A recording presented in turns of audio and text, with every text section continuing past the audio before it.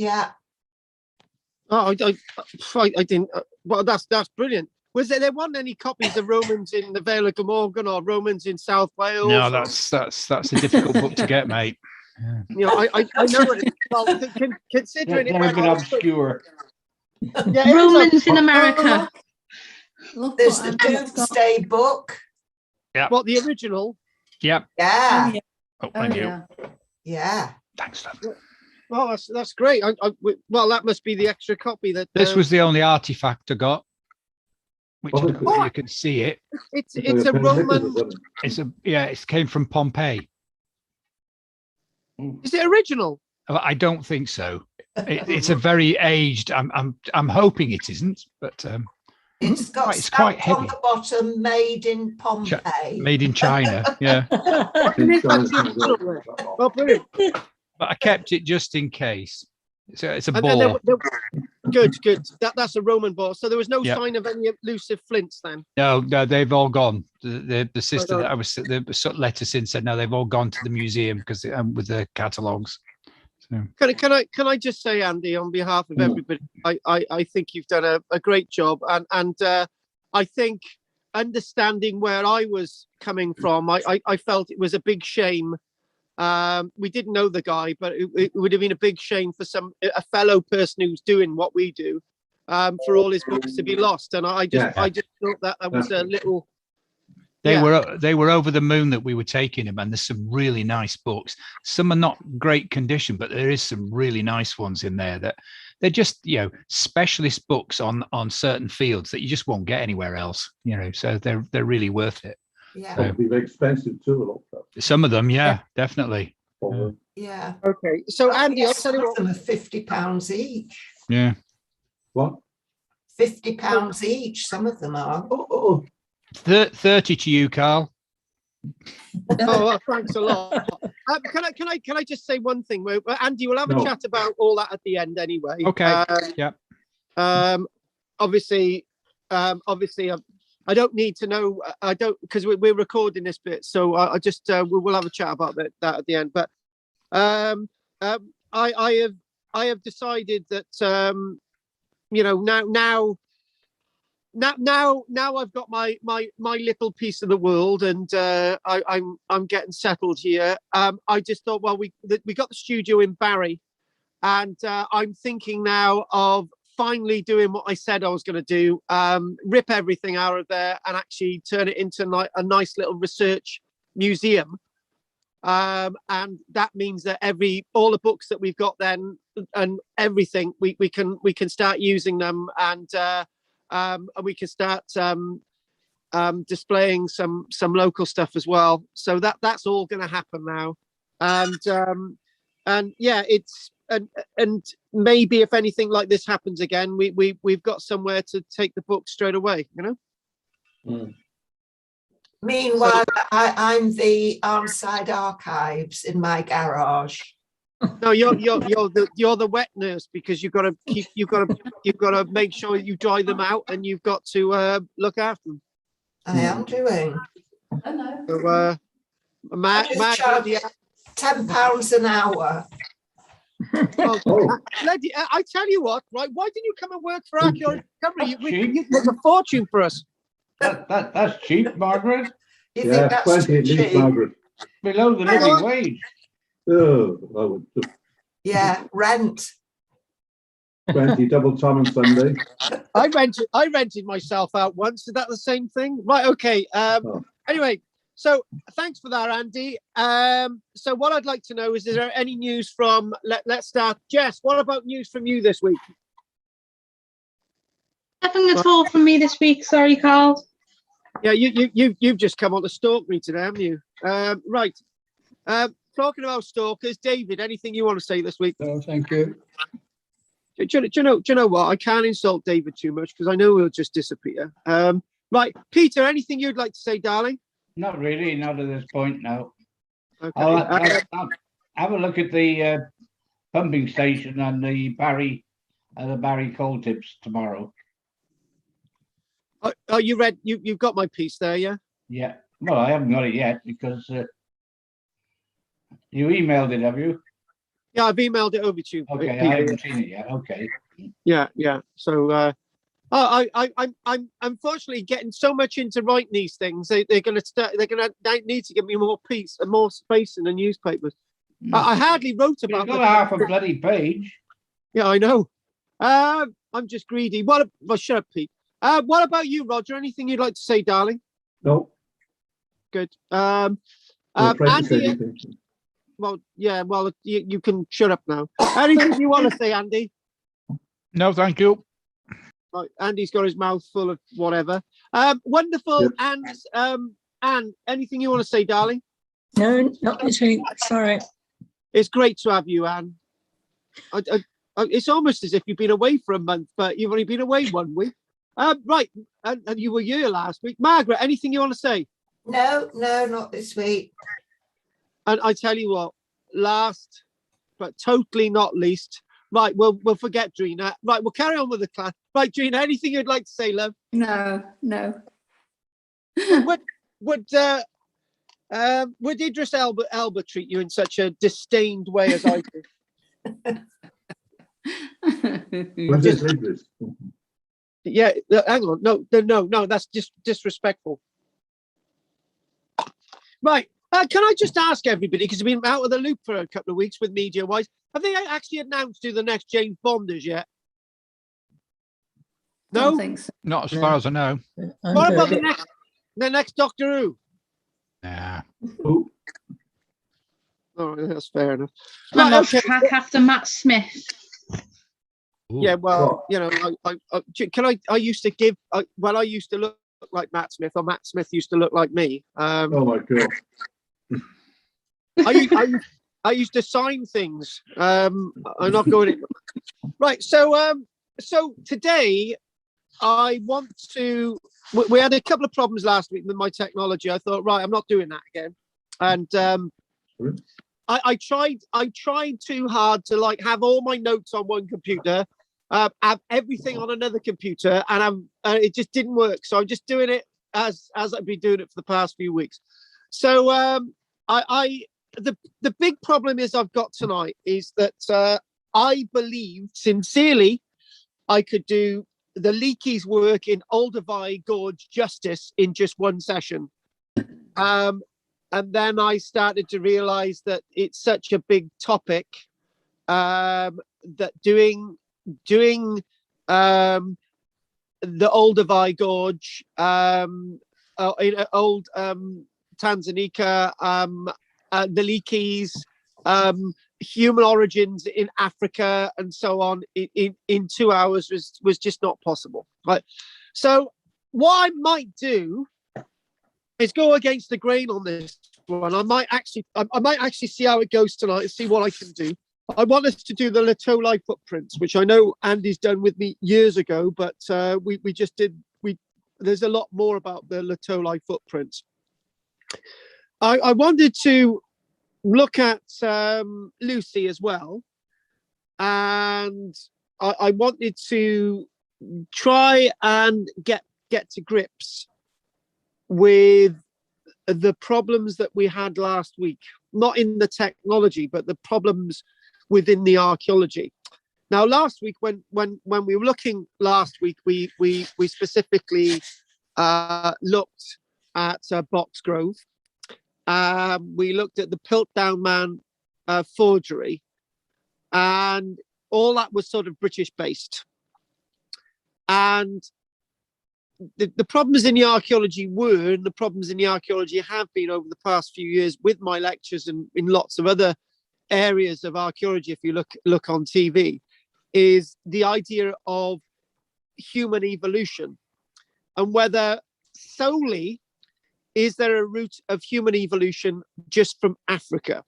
Now, it might seem that tonight, but I will go with everything that I've said in the past. I do not believe for one moment that humans just evolved from Africa alone. And as the science builds, we start to see even more early evidence, not only in Australasia, but Asia. And we also start to see some really strange, freakish things happening in North America as well. which will please Pat. She's our token Yank. We've got to have them all in sort of walks of life. Just chuck one or two in here and there. So let's just look at some images to start off with, and let's just do a little bit of a flow, and then we will come back to Olduvai Gorge in a few weeks as well. It's not going to be straight away, because next week we're going to be looking at evidence of extinct animals from a British context, and there's quite a few of them. So put some meat on the bones, literally, of those bones that we talk about in the archaeology, such as the humble little vole and all the way up to the bear and so on. So let's just sort of, I got lots of images and it's going to be a bit disjointed because that's the way we're probably going to do this tonight. Last week, man, Audrey, and that was it. Let's just sort of go off that.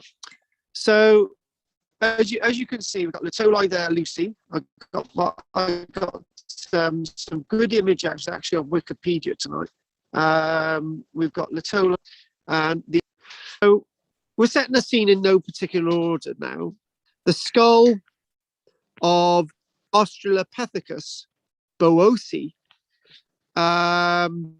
which is another name as Zinwanthropus. So the word Australopithecus is the one that we want to go with, Australopithecus. The skull of Australopithecus is a really important find by Mary Leakey in July the 17th, 1959. And that spot itself has become immortalized in regards to our human ancestors. So what we're talking about there is a human ancestor, a hominid, a skull found in 1959 by Mary Leakey. Now, the Leakey story is a fascinating story. And I think if we don't do anything else tonight, we need to look at the Leakeys in Olduvai Gorge. They suffered for their science. They suffered for this sort of landscape. And we're talking about early types of tools being found in Olduvai Gorge. And again, being very vague a minute, because I just want to set the scene. And there is this landscape of Olduvai Gorge. That's that sort of tabletop of rock.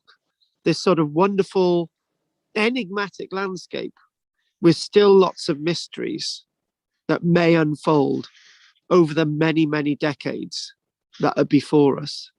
And naturally, the Leakey family is actually still working there. So, Mary's making these finds in the 1950s, and we got to talk about Richie, and we got to talk Richard, Louis Leakey. There's a whole family, whole generation of people who have taken on the mantle of archaeological research in the Olduvai Gorge.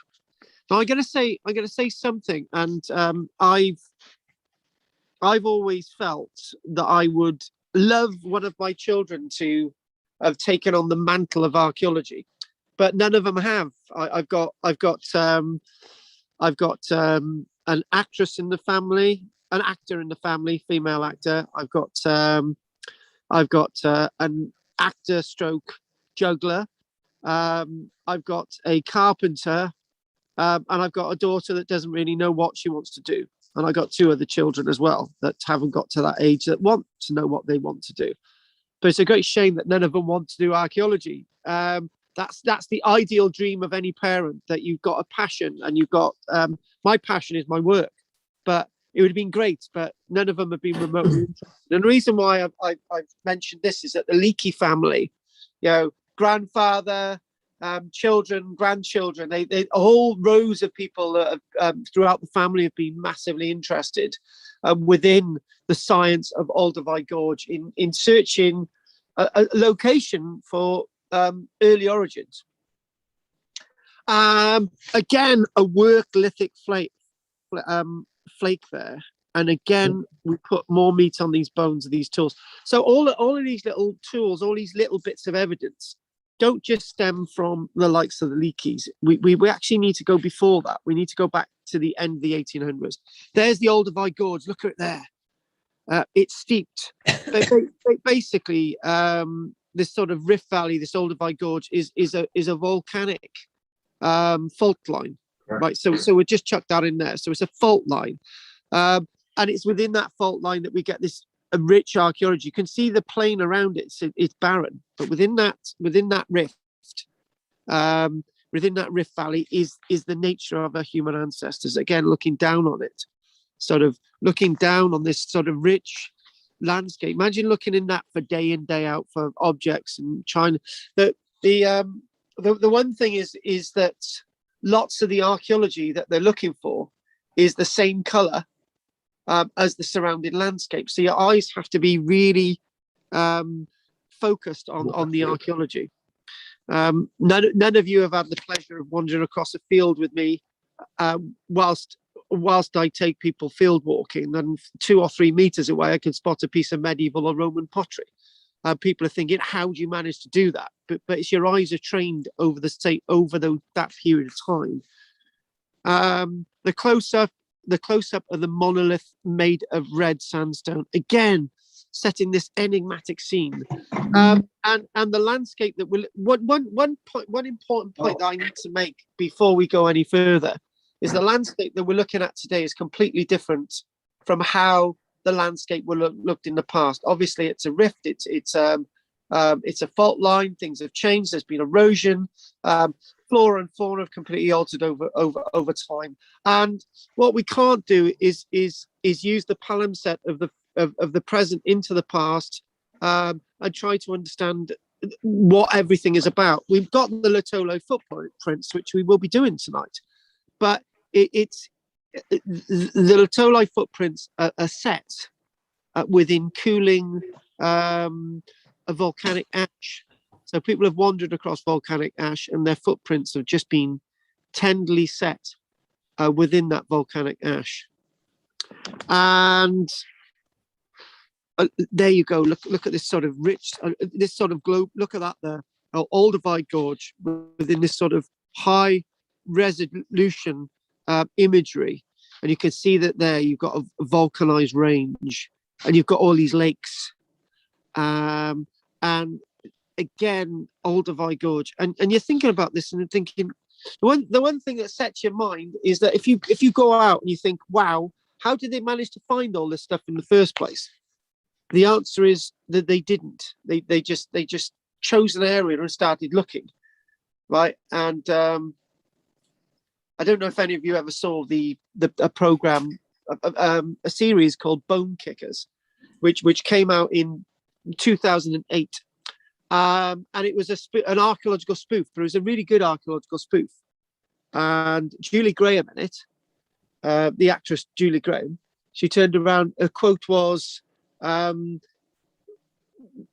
"Wherever you look, underneath the surface, you're going to find archaeology." And in many ways, archaeology is about potluck. When we think about the HS2, if the HS2 route had gone over to the left, or had gone over to the right, or gone that way, or gone somewhere else, they would still find archaeology, but it would be different archaeology than they have actually found today. And we wouldn't be finding the mosaics and the statues. We'd be finding other things. And it's the same principle as the Olduvai Gorge. Now, if we go on to this principle of wherever you look, you find archaeology, you might be able to say, if you look hard enough, you're going to find really early origins of human ancestors somewhere somewhere near Peking. And they did. Peking. And you could look in Japan, and it's all potluck. Are we going to find very early origins of human beings in North America or South America? I'm not going to put that punt on the table. What I am going to put a bet on is that there's another Olduvai Gorge in Asia, right? that's what I'm going to put my money on, right? And I'm becoming more and more right. I don't like being right in archaeology. I like being wrong, and I admit when I'm wrong. But all I'm doing is making the same gamble in that statement as the Leakeys made when they went to Olduvai Gorge. But there's one slight thing about the Olduvai Gorge. It was in Old German East Africa, and other stuff. There was indications of finds within this Olduvai Gorge landscape that led the Leakeys to go there in the first place. Now, again, it is pot luck. The Leakeys got lucky. But then again, if they had started looking, say, in West Africa, would they have come up with the same results? We'll just leave that one there. Okay, let's just move on with it. Again, Olduvai Gorge from space, all that sort of there, that sort of rich, sort of canyon. This is obviously sort of when it's rained a lot and there's lots of green stuff around. So again, give you a sort of sense of landscape and sort of a volcanized landscape as well. So this is where they're looking. Okay, so we've shown that. And again, another picture of what we've been seeing. Oh yes. A piece of moonstone. It's got moonstone. Obviously, this has come from. Has this come from space? Has this come from space, or is it volcanized rock? But it's evidence that it's been used as a tool by our human ancestors. They would have literally picked anything up and used it. We have a similar problem when we look at Boxgrove last week. When I did Boxgrove on Friday, when I was teaching a little class in Brecon, one of my students in Brecon, he basically said, well, they'd just picked these things up and used them and then discarded them. And he's very right. What these things were actually used for is always up for debate. Our mindsets are very different from mindsets in the past. There are different needs and there are different requirements of the human mind from the past, on how people see things. I was listening to a radio play yesterday, I think it was, and the radio play was discussing about a girl that had all her emotions removed from a very early age, except her emotions for dogs. She had no emotions for human beings. She had no emotions for anything else except for her pet dogs. And somebody killed her pet dogs and she got very nasty and very angry.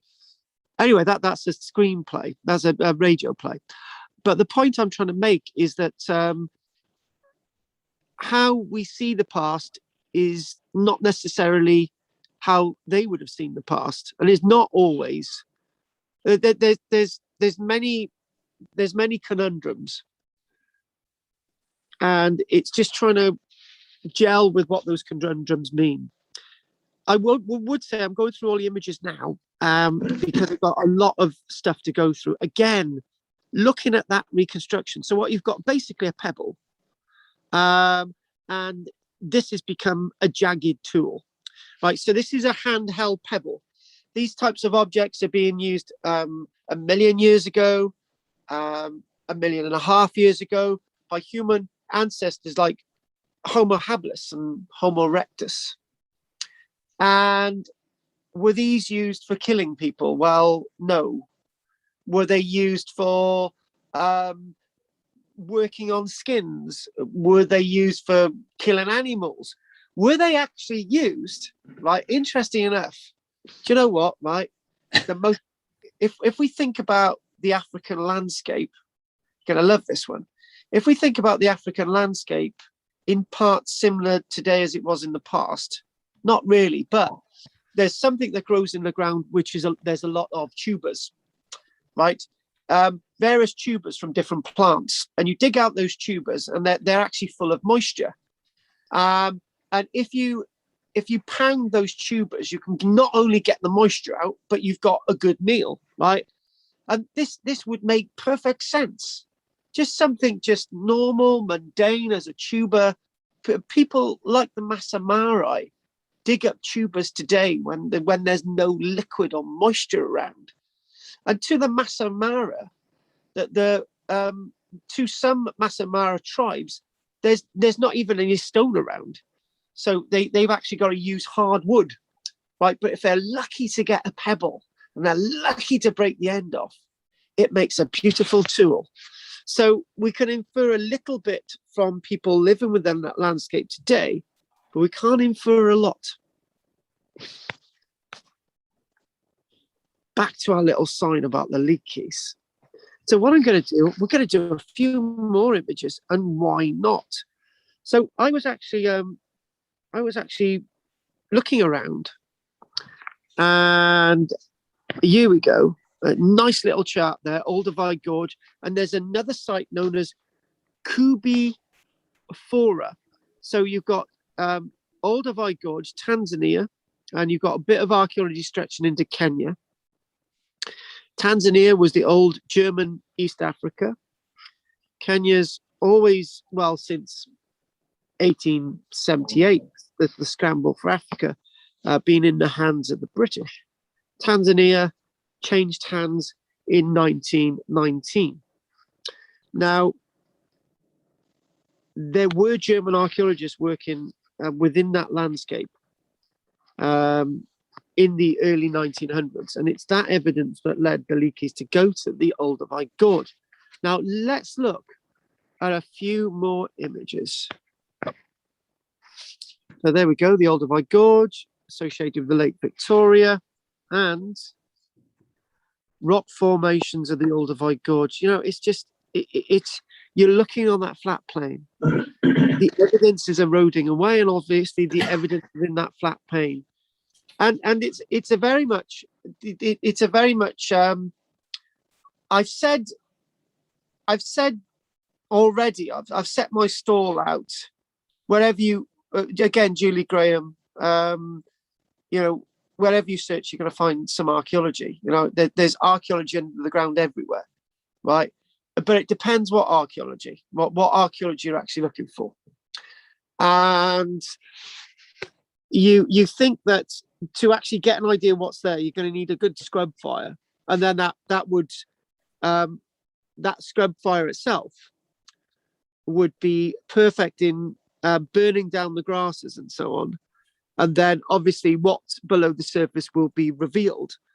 But obviously you've got the process of erosion from those rock formations associated with the rift. Now there we go. This is Mary Leakey's skull from 1959. I know he looks a bit like Roger, but we can't help that. So the reconstruction of Nutcracker Man, in other words, Paranthropus boesi, otherwise known as Xanthropus boesi. Now this itself is our this is our Mary Leakey skull from 1959, and there is Louis Leakey. This was Louis Leakey originally gave it the Anthropus boesi, but it was understood to be Paranthropus boesi, and Nutcracker Man. By the fact that when you look at the jawline, you get an idea that this itself is what Piltdown Man should have looked like, if maybe they got the sort of forgery right. Or, well, when I say should have looked like, this is a bit before when they were talking about the Piltdown Man date, but you sort of get the idea. What we're talking about is I should chuck it out there quickly. What we are talking about is the transition between ape and humanoids, modern day humanoids, or humanoids that would evolve. In other words, the root of the origins of Paranthropus boesi, what Mary Leakey was saying in 1959, and husband Louis Leakey, is that this is the early origins. This is what they've been looking for. they had been looking for this, and I don't know if we're going to get around to it, but Louis Leakey would be wandering around looking for bones, and he would just basically collapse with heat stroke over and over again. And the reason why Mary actually found this and not Louis Leakey, the great anthropologist, is that Mary found it because her husband was in bed because he had just collapsed a few days earlier from heat stroke. And Mary Leakey made the find, something that I'm sure you can imagine. Here we go. Husband, I found what we've been looking for years. And he's going, oh my God, you found it. But no, Mary and Louis were basically, they worked together on this. It was their lifetime's ambition to work together and find this very, very rich bed of understanding of our past. Now, can I just say something else, make something else clear? I don't want to demean anything that the Leakey family have offered us. They've got a location that we've got early origins, right? And I'm going to say that is absolutely amazing, well done, and we got to put our hats off to them. But I'm also arguing that there are other locations on the planet that we've also got human origins. We don't just have to have them in Africa, but we've got one of the first locations of human origins that have been discovered by the wonderful work of the Leakeys, and that I'm not going to take anything away from that at all. There you go. This is another one, a replica of Twiggy, a reconstructed Homo habilis skull found in 1968 at Olduvai Gorge, Tanzania, and dated to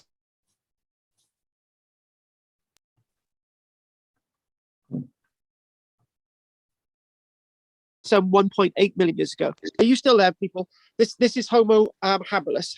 Can you all bear with me a minute? I've just got to go off a second. I've just got to take something a minute. I'll be back now. So nobody go away. We'll be back. Hang on a minute. Bear with me, folks. I've just got a message just come up on the screen. I've just got to deal with something. I'll be back.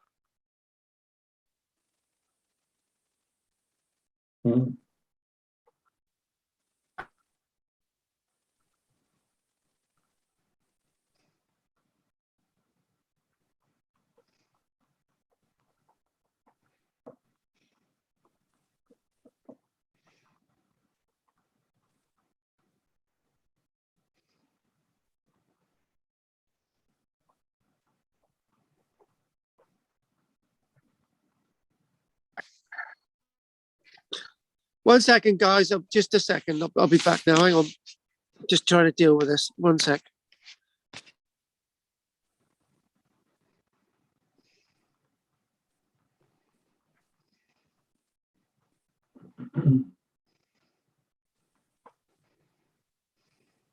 Right. Okay, folks. Let's crack on. Sorry about that. So anyway, back to the images again. We'll just crack on with the images, and here we go.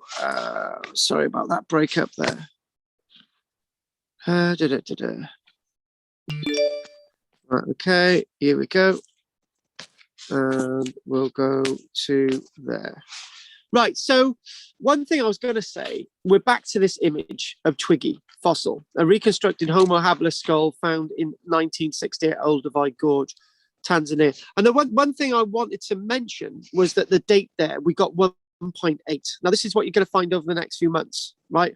Homo habilis. Homo habilis, if you look down the human family tree, Homo habilis alongside Homo erectus are direct human ancestors, and Homo habilis, Homo erectus could be argued to be the origins of most other types of hominids as they evolved from the likes of Africa 1 million, 500,000 years ago, and so on.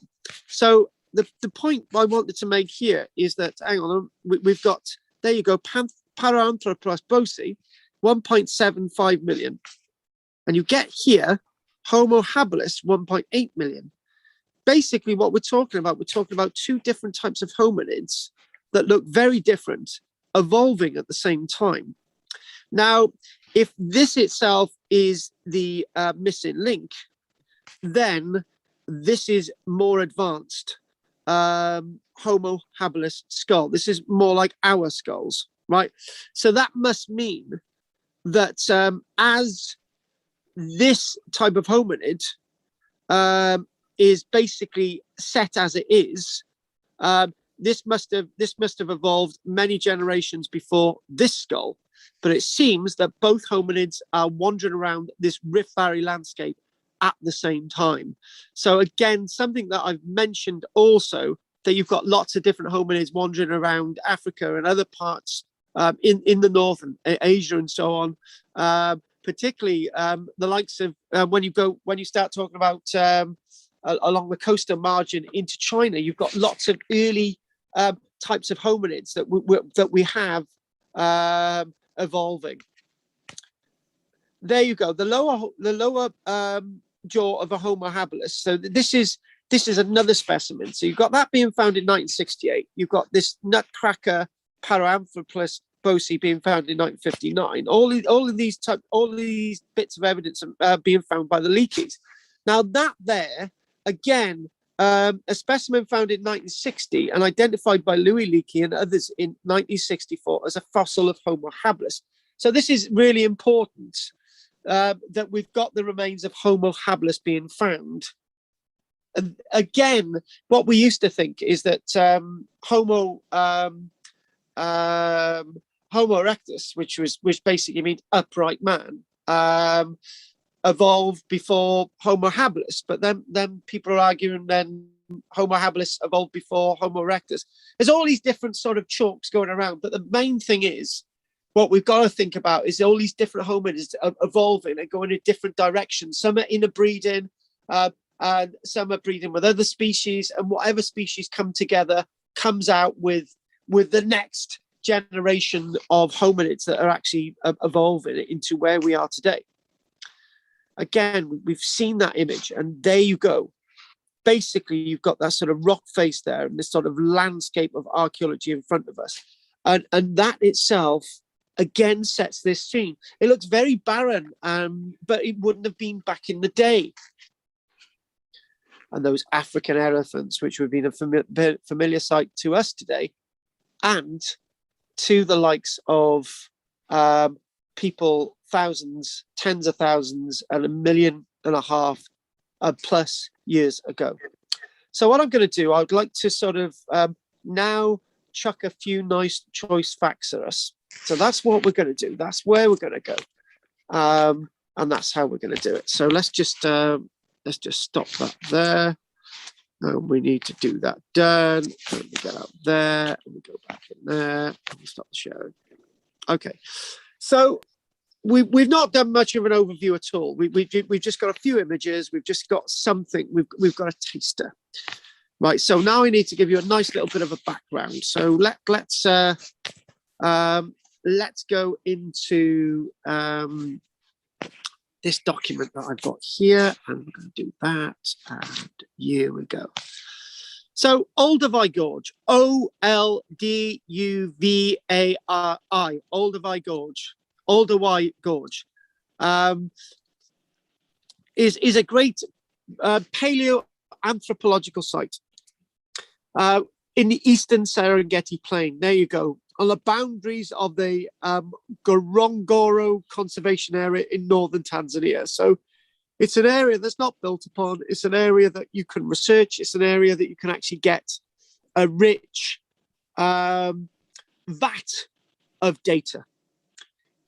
What we do see with the rift, it is a steep-sided ravine consisting of 2 branches. We've already seen that on the plan, that have a combined length of about 30 miles and are 90 meters in depth. So you're talking about rising sort of cliffs on either side. Deposits exposed in the side of the gorge cover a time span from about 2.1 million to 15,000 years ago. So you've got layer after layer of deposition that helps us understand such a rich, enigmatic cauldron of archaeology. The deposits have yielded the fossilized remains of not just 1, not just 2, but 60 hominids, various members of the human lineage. And and it's trying to put it all together. But then again, there's more than one missing link. In other words, I think I probably need to say this, and you're probably getting my intermission on this. Charles Darwin spoke about evolution. He spoke about transitional phases.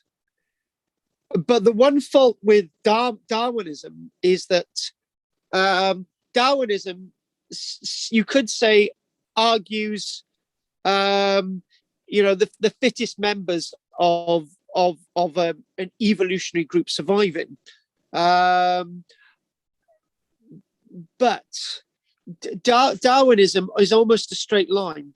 But in many ways, evolution is not like that. Evolution sort of goes off into different branches and then sometimes comes back on itself.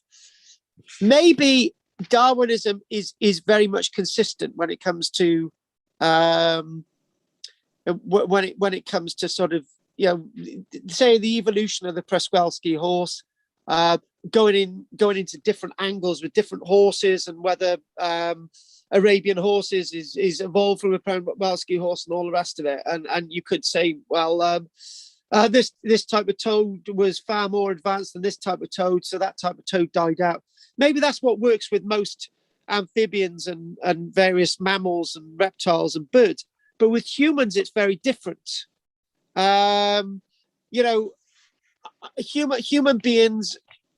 beings have a habit of seeing another hominid and just mating with it. And I've actually got Shetland sheep, and I've actually got Welsh goats. Right, the Welsh goats will not mate with the Shetland sheep, right? But a Homo erectus would mate with a Homo habilis, right? And this is what humans do. We've seen, for example, with evidence from Gibraltar Cave, over 20,000 years ago. I think it was about 24,000 years ago. When we look at Gibraltar Cave, what we do see is the remains of a child that is directly half Homo sapien sapien and actually half Homo sapien Neanderthal. And we get lots of this, but we don't really usually see this in nature. So Darwinism, I would say, is very different when it comes to human beings. Darwinism is Darwinism, but this is humanism, very different. I wanted to say that. Lots of you might disagree, but then again, if we don't disagree and we don't try and come to a convergent ideology, then we shouldn't be doing this anyway. So we've got to put these things out there. So the 60 hominids provide a record of human evolution from the Olduvai Gorge over 2 million years. So you can imagine, it's almost as if the Leakeys managed to get their eyes used to the archaeology. And when the Leakeys managed to get their eyes used to the archaeology, the anthropology, paleoanthropology, they just started finding hominids over hominids. Up until the 1950s, no hominid remains had been found in the Olduvai Gorge, and you can imagine, it's a bit of a forlorn hope that you're going to find something, and then suddenly you keep finding them. So also one thing that we've actually completely missed is the stone tools. That we've mentioned something about stone tools. We had a little bit of a gander over tubular roots earlier on. And the stone tool industries, and what we're talking about is all part of the archaeology, and obviously other fauna remains. The Olduvai Gorge has been designated a World Heritage Site because of its complete value. The Olduvai Gorge has often been called the cradle of mankind. A different World Heritage Site called the Cradle of Mankind is located in South Africa as well. In other words, what we are actually starting to find now is that the idea of just one cradle of mankind seems to sort of have different parameters in other parts of the world now. But the Leakeys were the groundbreakers on this. These were the ones who led the way. Very important, that. What we must say, and I think this is a good example. When people, let's try and get the words right on this one. When archaeologists first found that there was more to North America than history dating back to 300 years ago, and they started finding evidence at Clovis dating back 14,000 years ago. And just down the road in Pennsylvania, well, it's not just down the road, because Clovis is in the heart of the United States and Pennsylvania is on the eastern side. But obviously, you know what I'm talking about. Just down the road, they found another site dating back 16,000 years ago. And then somebody has to go and blow it and find some evidence in South America from 30,000 years ago. And now we're getting evidence from elsewhere from 40,000 years ago and 45,000 years ago. It's like what drives the cart. As soon as you get the momentum, the cart keeps going down the hill. And it's the same as that a certain Mr. Bannerman when he broke the, what was it, the 1 minute mile or whatever it was. Or was it the 4 minute? Oh no, the 1 minute mile. No. Was it the 5 minute mile? I can't remember what the exact quote is. You know what I'm talking about. But now people are actually people can do that. They can actually do it faster and faster and faster and faster and faster and faster. Right. So this is the thing, that the more impetus we put into archaeology, the more stuff is being found. Do you know what? I'm frustrated as I'm so frustrated as an archaeologist at this minute, right? You know, I know somewhere that there's a massively important archaeological site, and I'm just not really interested in excavating it at this minute. And the point is, the reason why is because there's so much new being found in archaeology. You think, well, in the past year, we found one of the finest mosaics ever found in Britain. We found the finest stone statues ever found in Britain. We found the one of the only first wooden sort of statues ever found in Roman Britain. And then you find all this evidence from burials telling us about the plague from the medieval period. And you find all this sort of all this archaeological work going on out there. And it's very difficult to take on. But this is what happens. The momentum, but maybe in the next 3 or 4 years, there won't be as many discoveries being made, because us archaeologists need to get our fingers out and start researching it and really starting to understand what this archaeology means. Just like the Leakeys have been doing within this Tanzanian landscape. So the Olduvai fossil beds accumulated in a lake basin between 4 and 9 miles in diameter. The lake, so this is what we're talking about. So they accumulated within a lake basin. So the Olduvai gorge is all about. The lake is underlain by volcanic rocks. And these volcanic rocks were set down over 2.5 million years ago, and farther below by various other deposits dating back to 500 million years ago. Relatively continuous rift valley faults movements of volcanic action left Olduvai deeply incised. So in other words, what we're talking about was that movement. Originally, there was a watery landscape, and then you've got this sort of rift valley action. And then what happens is the water flowing through the gorge further eroded the rock, exposing various sequences of rock. So in other words, what you've got a rift, you've got a volcanic fault that's with it, which was in the form of lake bed. That's where all the archaeology is actually accumulated. And then what that is, the Rift Valley itself has been eroded away by a river system, fed and leading into lakes and all the rest of it within the landscape. A massively ecological changing landscape with a great diverse nature of erosion and sediments for everybody to study, not just from an archaeological field. This has been a very rich landscape for geologists to actually go to. So I think what we are going to do is just basically talk a little bit about this sort of one skull that we've actually seen, Paranthropus boisi.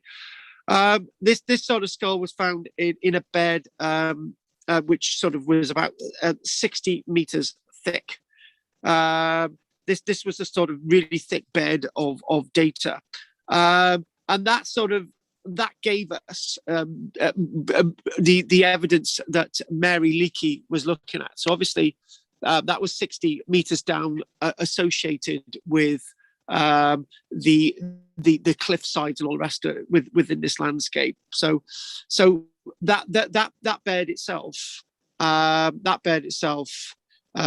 with the data that we're actually seeing from Paranthropus and Nutcracker Man, we can see that dates to 1.75 million years ago. We've no idea how old the individual was. We've no idea how tall the individual was.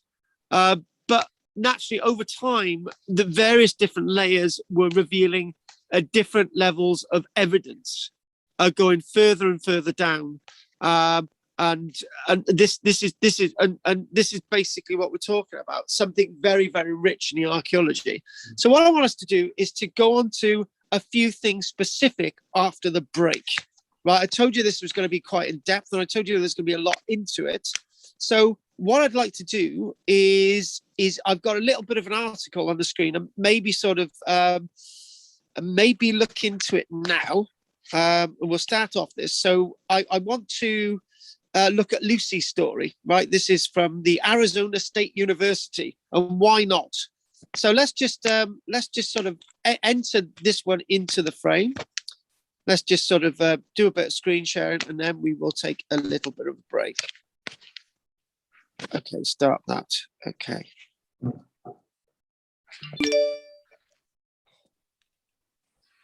Okay.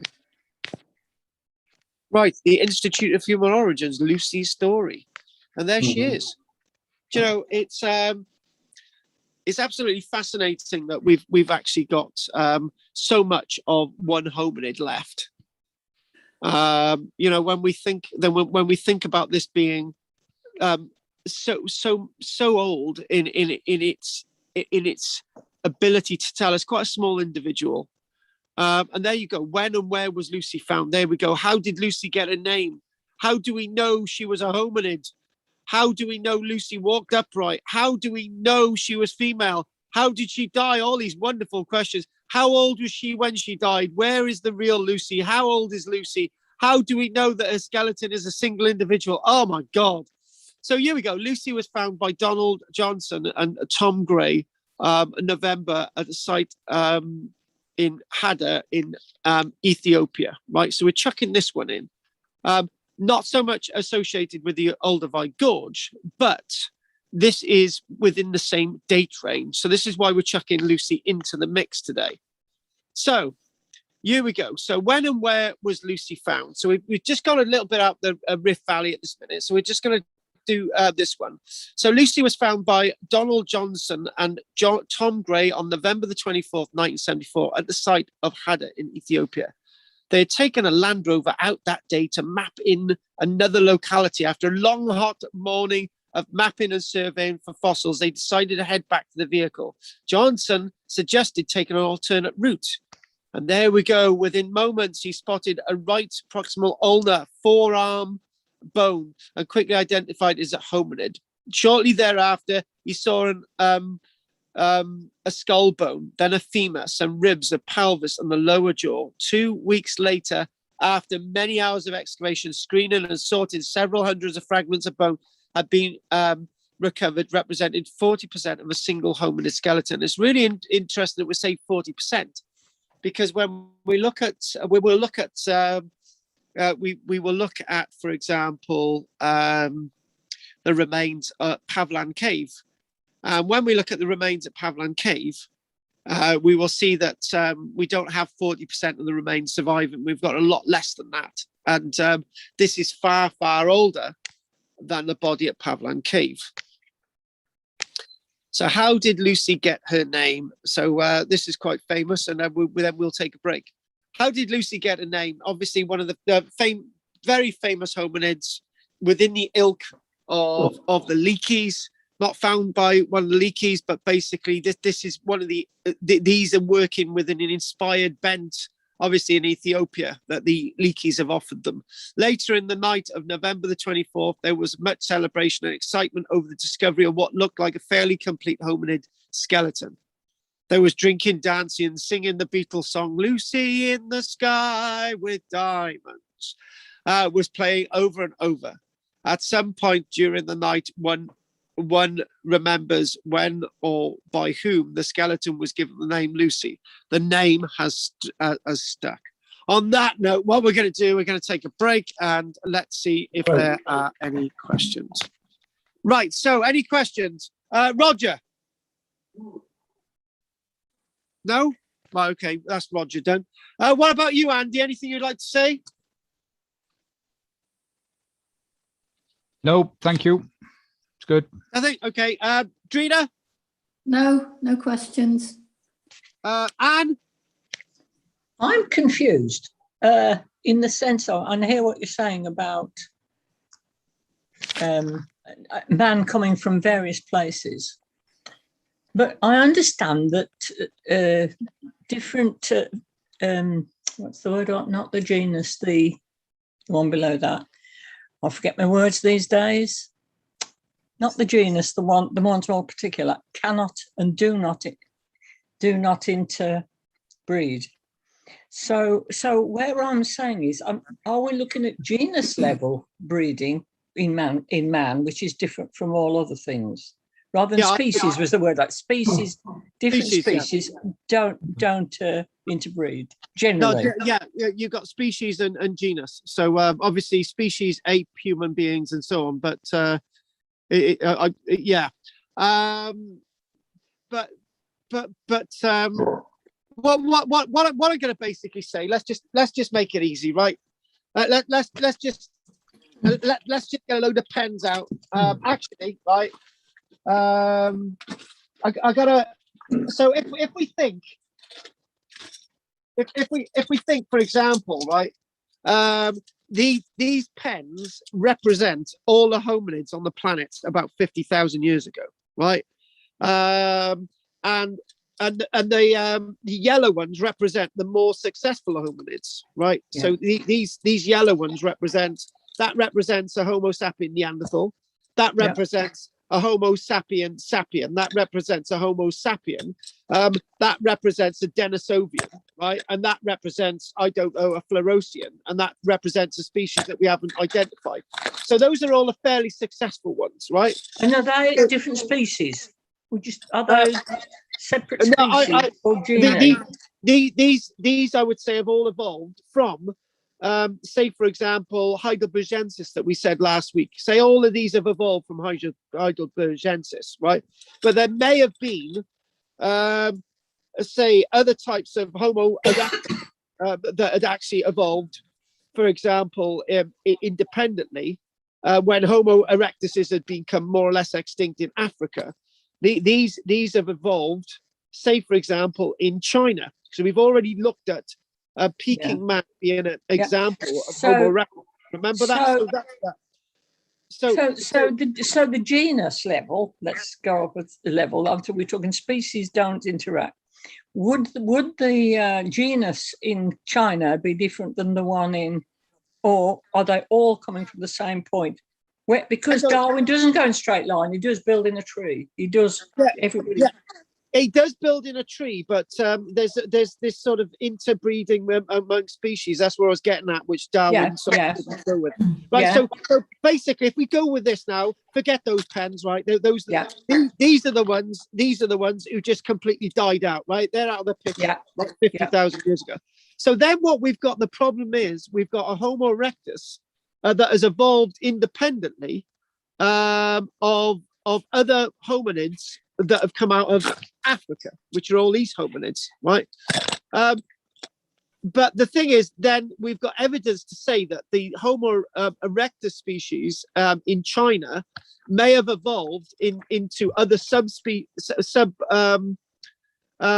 We're calling a species, aren't we? So we're talking about these have then evolved, even within the same genus. These have actually gone into, say, Japan. And these have actually gone, say, remained in the Peking area. So all it needs is some of these to interbreed, and then you've got a new type of hominid, right? So when you've got these new types of hominids, and what I am then saying is that then eventually all of these have diverged into one modern day hominid. Because so basically, you know what you're saying? I'm still very confused in understanding Darwin. Generally speaking, everything comes out of a root and grows up like a tree, and each genus is an outward movement, like apes. We developed from an ancient grandfather ape, and they all moved into these different, and the species become different rather than become the same. It's where they're becoming the same in different places that I'm confused in understanding the biology of it. So basically, if you want to talk about this new world that we're living in, right? We're all one human species, right? But that's because we've all converged back into one human species. Yes. So we've interbred into it, haven't we? Yes, that's the point. But we haven't evolved separately. We've interbred to become one rather than developed separately. So it's been like how it seems. It's like a big umbrella, right? Which has gone off into all these tentacles that has actually come back into one. Yeah. Through interbreeding, though, rather than through development, I think. Yes, exactly. That's how I would imagine it. I don't know. As I say, I don't know enough of the science. Interbreeding back into one species. Yes. Well, we're all whatever. We're a mixed group. The species that's managed to.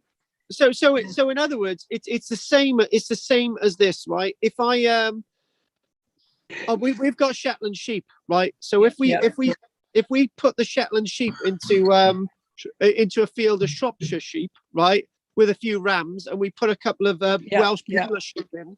And we put a few Derby sheep in, then we mixed them all. Basically, they would all converge into a mongrel species back to whatever route that they actually were in the first place. Yeah. But what won't happen is the goats won't mate with the sheep. No. What I'm saying when we're looking at humans is that the goat is the human and the sheep is the Neanderthal, and they're interbreeding and coming out with this mixed species which come from one root anyway. Yeah. Or did it? Oh God! Well, it's I just find it very confusing, and I'll have to learn more about it because it is really very interesting. And this is what we're doing. This is exactly what we're doing. Yes. Good. Right. So okay. Then we've. What about you, Roger? Anything you want to say, darling? No, it's just that you're back of mind with I mentioned Africa as a source of humanoids, but there have been a theory that it wasn't quite the whole business. This is another my point. Source might have been the Far East, Far East Asian source somewhere, whether it be the Gobi Desert, China, or something, rather than just purely a spot in Africa, whether it be Tanganyika or Tanzania or somewhere else. Yeah. No, it's multiple sources of different species even, but very similar. Roger, what I'm saying. Yeah. Roger, sorry to interrupt constantly here, but what I'm saying is, if the Leakeys had started looking at Peking, right, in a valley near Peking, they probably would have come out with the similar results as they would have found in the Olduvai Gorge. Is that what you're saying? Because that's what I'm saying. Well, what I was not sure of is that there was one more than source where suddenly, by some miracle, these creatures suddenly appeared. Well, there was interbreeding more locally in the continent, say Africa, but there was also another source that had been started up somehow, another miracle, in the Far East somewhat. Yes. I think there was a theory that it wasn't just Africa, and then Africa was a starting place of humanoids that went everywhere and then diverged, because then you had different characteristics which were obvious, like the black skin of a lot of races, white skin for us, or pink. Then the sort of different skin in Asia and features, which got quite mixed up, and there was a sort of an origin of something which gave rise to these different features, which these days tend to be getting mixed up more in the breeding. Whereas 100 years ago, you'd have a lot of different characteristics. And even in Africa, you've got the different types of characters, North Africa, Mid-Africa, and the pygmy types, for instance, of the Kalahari and all the rest, which is still fairly Stone Age and still surviving quite well, but a different sort of makeup, but the bone structure and all the rest is fairly similar, the skeleton. Yeah. The face varies, and there might be differences in the characteristics within the brain. I don't know about all that, but that's another thing. But there seems to be multiple sources which are similar, yet there are differences, and they've merged by these days into a lot of mongrels. So it's a really mixed bag. But there are obvious differences. I like coloured skin. The features of the Negro is different from the typical European Caucasian. They're different to the Chinese. Exactly. In the face. Can I just mention that yes, we one of the things that we should have said earlier on, we got the dynamism of the word genus and a species. But basically the genus is the hominid family, and the species are all the divergences. So basically we should have made that a bit more clear. But what you've been talking about is all the subspecies, all the sub families of human beings diverging. Humanoids, yeah. Yeah, but then again, it's so easy for all that to diverge back into the same genus. It's almost, yeah. Probably never left this genus, has it? We're saying there are differences, but what are the differences? If you look around the world today, shape of the skull, say, what are the differences? Things like that I'm not clear on. Anyway, Roger, let Pete talk. If you look around the world today, in groups there are different, I wouldn't call them species, but different groups of people have different features, different colors, different skin pigments, etc. And where they live within their group, they're quite the same. But around the edges, where they intermingle with the other edge, I think we are the biggest mongrels of all. Completely. We're just a mixture of the whole lot. Completely, absolutely, 100%. Because whenever I'm looking at Roman Britain, for example, the Roman era Britain, I'm always saying that we are a very mixed bag. We are a complete mixed bag, and we're not going to use the word pure race because there's no such thing as a pure race involving Britain. We are so mongrel-like, it's unbelievable. We're in fact so mongrel-like that when we talk about Chinese workers in burials being found in London dating from about 100 years AD, we start to think, hang on a minute, what the hell's going on here? So what happened to their children? Well, obviously their children must have stayed here because it didn't hop the plane to go back to China, did they? No.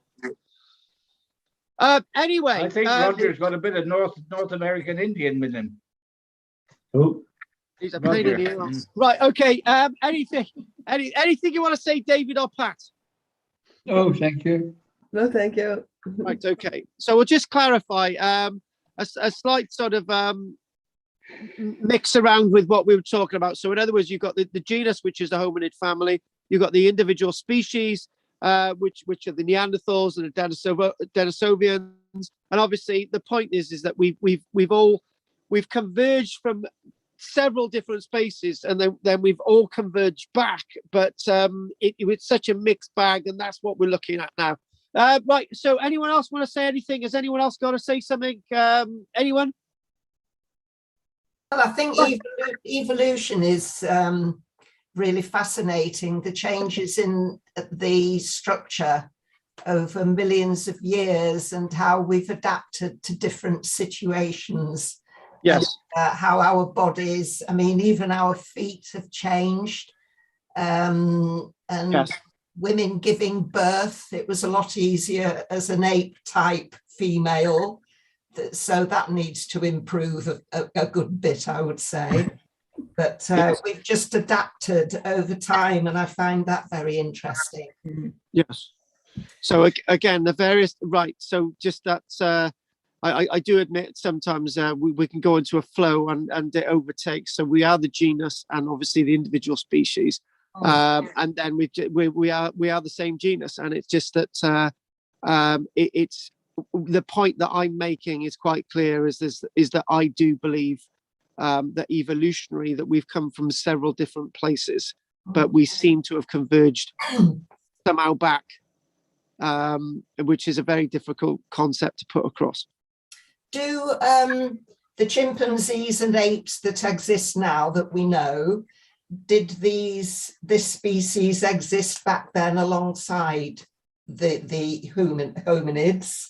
We do believe that in Africa, for example, you've got Australopithecus, which is like lots of ape ones, lots of sort of evolving upright, thin type ape creatures wandering around, which are hominid types.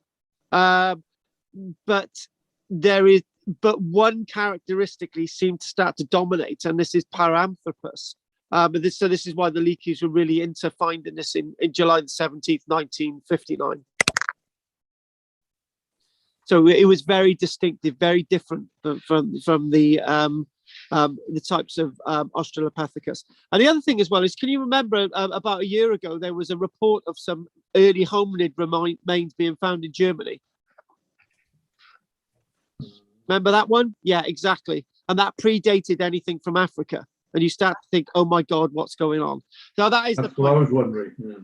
Yes, exactly. That is exactly the point. How can you have hominid remains in Europe that predate hominid remains in Africa? Yeah. That's the point. That is the point. It's the same as you get ants in different parts of the world, right? And they're all ants.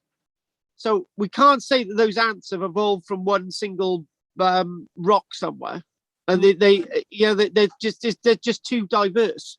It's a bit like the human family; it's just too diverse.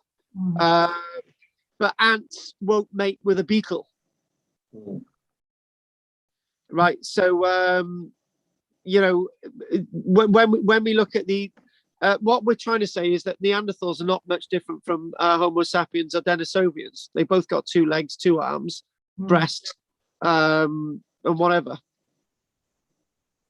Right, let's take a break. We're going to do the toe-like footprints after the break, and we've actually gone on too long now. So if I dart off for a second, I will be back. So I'll speak to you soon. Let's have a break. Oh God, 8:54. Oh my giddy aunt. Oh, who's that? Man, funny. Shut up, twonk. Right, break, mute.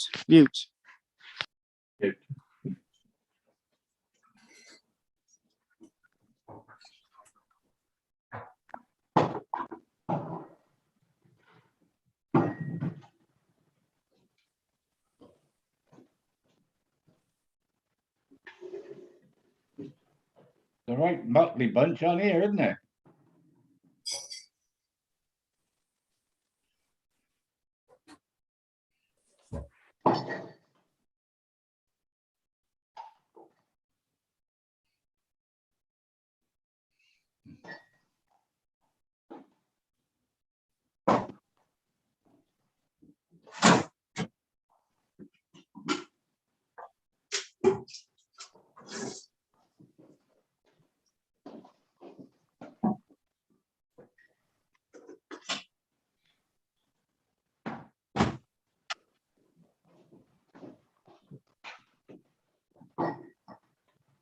I'll go make my cocoa.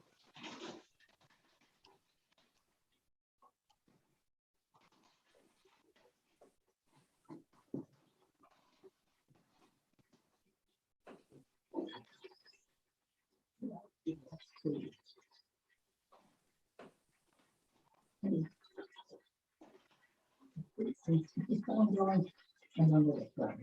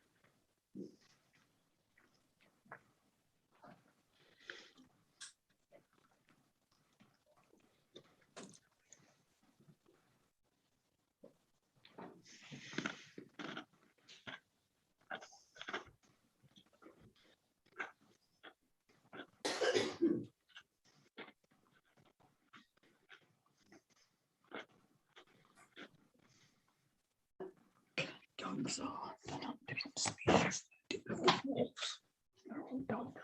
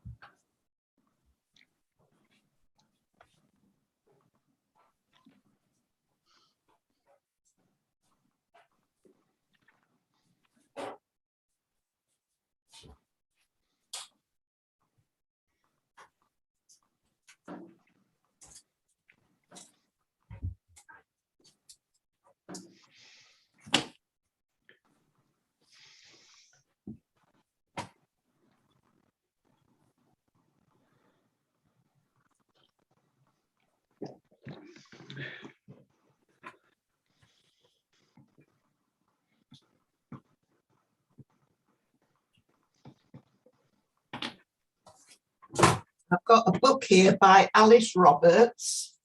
You know, she studies bones. She's the bone lady. Yeah. She says the earliest stone tools of any sort go back over 3 million years ago. Wow. 3 million, and are very crude. Basically pebbles that have been bashed together. But how could they tell that? Couldn't they just have happened in a riverbed accidentally? Useful flakes with sharp edges fly off, and about 1.8 million years ago that they started making hand axes. 1.8 million years ago. Oh. That's unbelievable, isn't it? Isn't it? Yeah. It comes back to the need to survive, doesn't it? Yeah, but that, I mean, that's when they were still pretty ape-like, isn't it? Well, were they? Well, they were on 2 legs, just about. Yeah. I presume still covered in hair. Well, you have to, it's what they were thinking about at the time. Well, they obviously had a brain. Yeah. Oh, they had very large, bigger brains than we have, actually. And among them, some people would have greater skills than others. It said they're still found to have longer arms, longer limbs than us with curved hands. So they were still obviously climbing into the trees. Right. For refuge from other animals, probably.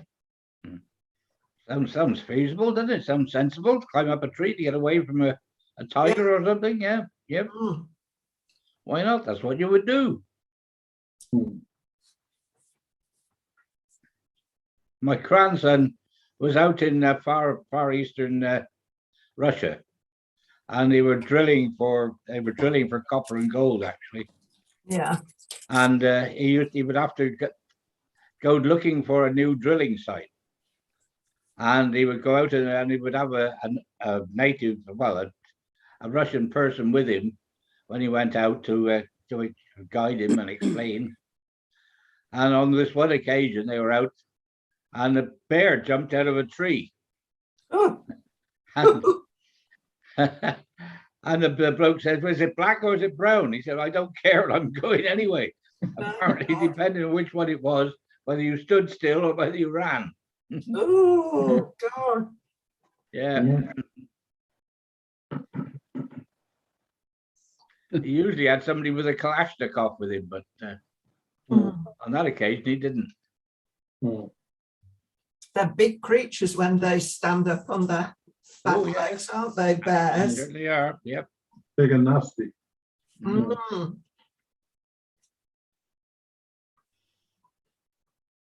Teddy bears are not nasty. Well, I've got my teddy bear here. This is my son's teddy bear. Oh, there he is, not nasty, look. He used to have a pot of honey with a bumblebee on. Oh. And he did have a growl, but that's gone now. But he's been well loved. Does he get on with Ozzy? Ozzy ignores him. It's very strange because Ozzy usually goes for anything furry. I think if it squeaked, he would be very interested. But no, he sits next to it and doesn't bother with it at all. Oh, well, good boy. No squabbles. But normally he was bought a soft toy for Christmas and he'd killed it within 5 minutes. The squeak had gone and it was just in shreds. Oh, my daughter's dog does the same. Yeah. I get him a monkey and things like that. He just rips the arms and legs off it. Yeah. Yeah. Killer instinct. Aye. If they keep them, they end up monkey smelling them. Do you ever see that program, The Repair Shop? Yes, great. Interesting. Isn't it wonderful?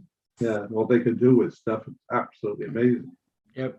Some nice fitting things. Unbelievable what they can do. But of course, it's important for some people with mementos and family heirlooms and stuff. Good. Excellent. Good craft. Amazing the prices they get for it. Yeah. Yeah. Well, see, it's different people with different skills, isn't it? Today, as it was back then. Different people with different skills. Yes, it's amazing what they have learned and what they do. For me, interesting. But, yeah, The Repair Shop. It's a longer program now. I think it's very popular. All the nice girls love a sailor. Oh, bloody. Do they? I wish they did. Pete, do you not think there's a member of the royal family available at this minute, right? Why don't we ask a certain Princess Andrew if he wants to become president? I think he might accept. He'd grab at anything. Well, you certainly grab at Margaret. She's available. Oh, thanks. I feel so sorry for his daughters. It must be a nightmare for them. It must be really embarrassing for them. Yeah, who'd want a dad like that? You don't hear about Fergie anymore, do you? No. Well, she writes books, doesn't she? Trying to make a living. Oh. All right. Is she still a princess? She was never a princess, was she? Oh, she was a Duchess. Duchess, yeah. All right.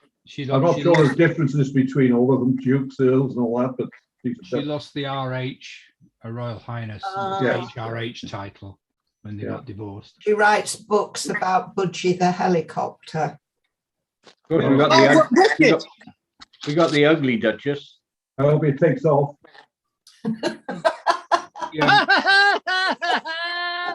She had her own show in the States for quite a long time. Yes, yeah. Apparently they're living together, aren't they? I think. Who, Fergie and Andrew? Yeah. I don't know. They share a house, yes. Yes, and he was doing a lot with her, a charity work, I think. Karen did quite a bit of work with her. he couldn't settle down with anybody. That's it. So. Yeah. Karen did quite a bit of work with Fergie. Said she was really nice, down to earth, and got on with it. Yeah. Yeah. You can't feel Andrew's it. Andrew's down to earth and he gets on with her as well. What's the problem? Exactly. With a blanket down there. Yeah. Gets on with it just a little bit too much, doesn't Too it? much. Yeah. It might be. Allegedly. We don't know for sure, do we? No, it's all alleged. He's definitely got some dodgy friends that you shouldn't have had, but Yeah. Yeah. or did have. Did have. Indeed, you don't know. Some of them just go do it. Well, he obviously knew what his dodgy friends did. You'd have thought so, wouldn't you? Whether he did it himself or not, but he knew what his dodgy friends did. Yes. Well, we didn't know about Jimmy Savile, did we? A lot of we people don't knew know. about Jimmy Savile and chose to ignore it. I think people in the business knew. They definitely did. Yeah. Yeah, They just chose to ignore it. There were several cases brought against him, and they were just brushed under the carpet.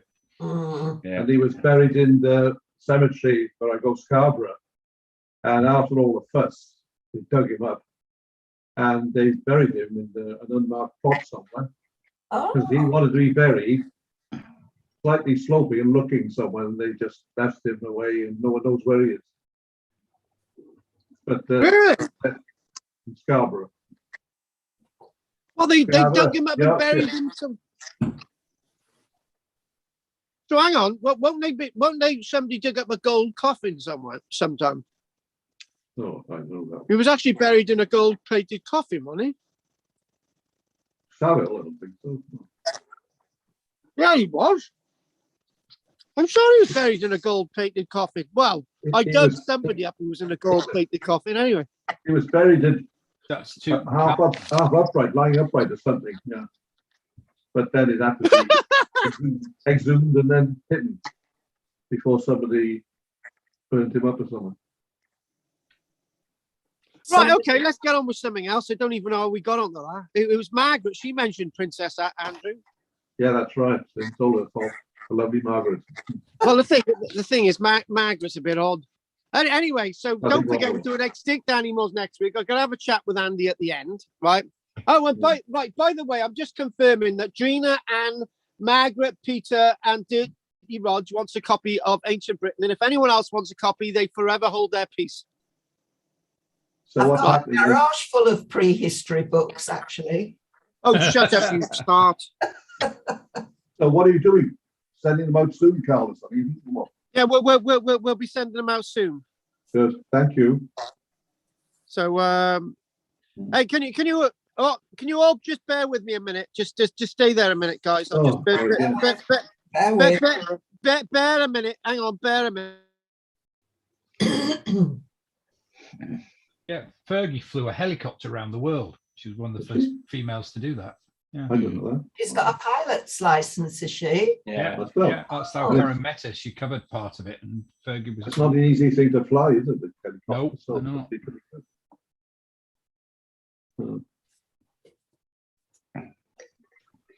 Difficult in coordination and stuff. Well done. Yeah, yeah. Your feet and hands. It are all seemed a bit doing awkward different as things. awkward gaits and stuff, awkward and things, but she's Andrew must have quite a taught her. lot. Hidden talents. Yeah, I think he did. Been He quite a was, he lot. was a very good pilot as well. Yeah. Yeah. He's a feisty redhead. Yes, definitely. You'll watch these redheads and blondes. You know. Right. Mm.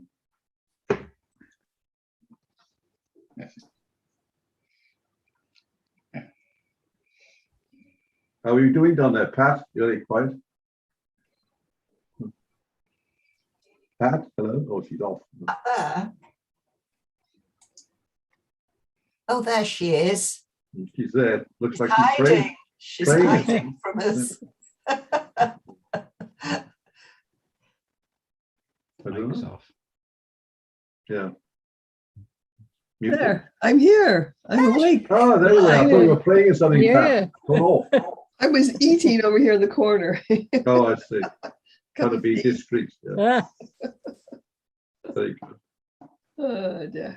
Oh, Carl's gone. Oh, Yeah, now he's really gone. I think Pat's background is the most interesting of all, isn't it?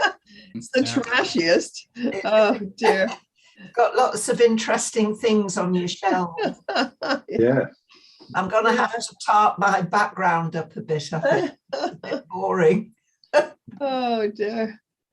And Andy's got a lot of stuff. Yeah, well, I'm in the utility room. There's junk everywhere. I'm in the computer room, which is just the books stuck in here. All right. Yeah. Here he is. Right, sorry about that. My ducks had got out. You what? My ducks were out. Ducks. You got that avine flu up there. Well, you got a farm there or something? What? Oh, shut up, you tart. Right, anyway, avine flu. Yeah, we have it up here. You have to keep all ducks, all your farm animals, birds have to be kept under cover at the moment because of the avine flu. It's in the wild population and it's killing virtually everything rapidly. Oh. Yeah, it's not good. No, obviously you've not got it your way. You'd know about it. So. Yeah, we would know about it. I wouldn't want anything to happen to Baldrick, our turkey. No. Baldrick. He's lovely. Do you know what? I get his little that weird thing that hangs down, and I blows him kisses and bubbles on it. He hates it. Carl. You mean you torment your animals? Yeah, I don't do that. I always thought he had a cruel streak. Oh, shut up! I give him my love. Right, that's enough. No, It might be another streak, Margaret. Stop it. Right, okay, folks, let's get on with it. We'll be all night otherwise. Right, okay. Now, Not my fuss. Oh, shut up about your blinking bus. Right, okay. So what I'm going to do, I've got a really nice piece that sort of paraphrase that goes through everything now, and I'm going to see if we got time for the Tolai, because I wanted to bridge what we've just done, and I wanted to sort of make sense of some of this, and it sort of covers everything that we've done. So I just want to show us a couple of images, and I'm just going to have a good old read of this nice piece and sort of put some meat on the actual bones themselves. So let's just do this now. And go on, Matt. Hang on. Right, go for it. And bingo. So I think, again, Lucy and the Leakeys, that's really important. This is what we're going to do next. Lucy and the Leakeys. So obviously we got Lucy, we got the Leakeys discovery, Olduvai, Ethiopia. That's what we need to do. That's what we're going to link. We're going to bridge it all together. We're going to make it really nice, right? So there's Lucy. Talk about Lucy in a moment. So if we go down there he is, Louis Leakey. Measures an ancient skull found in Tanzania, and this is Paranthropus that we've already mentioned. And a Paranthropus, as we know, dating to 1.75 million years ago. Looking at the geology and the dating evidence, a massive smile on his face. There he goes. And there she is, Mary Leakey, writing some notes down from being out in the field again. And we're going to do this in a few moments. And it's a really nice piece, this. And there is the actual skull found by Donald Johnson in the likes of Ethiopia. So we're going to link these two together. As I said, there is a link between the two. So that's what we're going to do now. I'm going to have a good old sort of analysis of this piece. And it's a really nice piece. It is. So, okay, here we go. So I'm just going to get into full flow. So Lucy and the Leakeys. So everything that we've said so far, we will sort of recap and we'll add meat to those bones. Until the 1950s, European scientists believe that Homo sapiens evolved in Europe. This is why we had to do that last week. And there was the idea that they evolved in Asia as well. So what I'm gonna say is this, right? We've come full circle. We found early origins in Africa, and now we're starting to think, right, we've set the mold. Can we find evidence of early origins at least in Asia, right? This isn't a sort of Africans have got this stuff and we've got to find it. It's more that we need to get some nitty gritty sorted. So since the 1950s, excavation of fossil bones in East Africa, pioneered by Louis and Mary Leakey, has revealed that Homo sapiens may, here we go, I told you at the beginning, we were going to use the word may have emerged in Africa much earlier than anywhere else. Most scientists agree that the human species emerged somewhere in Africa about 200,000 years ago. Most, that doesn't include me. This understanding is based on fossilized bones and skulls that have been discovered in East Africa and dated accurately using radiometric dating, looking at all that sediments. So the bones that we find associated, the hominid bones that we find associated with Tanzania, date back to at least, wait for it, and the flint evidence as well, and all the chert evidence, all the tools, dating at least to 4.5 million years ago. So we've got a full family of the human family. We've really got a full family. And show many different stages of human evolution and primate evolution. So it's not just looking at our own family tree, it's looking at how other primates evolved as well. So these fossils being uncovered by paleoanthropologists who study the material remains of this wonderful pantheon of archaeology. So the fossil evidence that they currently tells the story that 99% of our history, from the time of the first living cell, the human ancestral line was the same as that of the chimpanzee. Interesting statement that. Then about up to 7 million years ago, there was a split off from the chimpanzee line, and the new group appeared to open into the savannah rather than in rainforest jungle. So in other words, there was an upright being that preferred the savannah, that preferred the ground rather than clambering around in trees. Evolutionary change, preferring to stand upright on the ground than using all four limbs like a sloth in a tree, like a chimpanzee in a tree. So the old group in the rainforest continued to evolve. So this is really important. This is a really important point to mention, that this is where Darwinism actually comes into play, right? The chimpanzee continues to evolve within the jungles 7 million years ago. But there was a being that came away from that jungle and started to evolve separately. We could say a separate genus. Yes, we make separate genus, right? And then that genus led into all the different species. I think that's the point that we've tried to make earlier on. Yes. So these are two separate beings on the planet. Two very separate beings.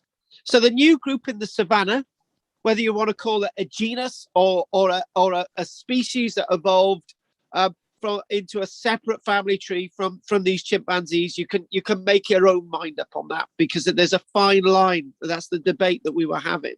So all of this that we've been saying, we're putting into this now.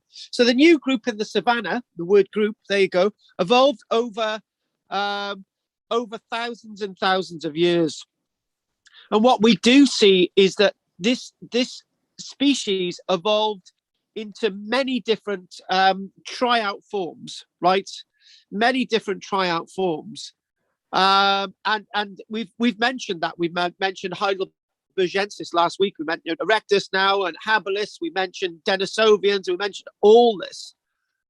Collectively, they're all known as hominids, or hominines, depending on which expert you want to look at.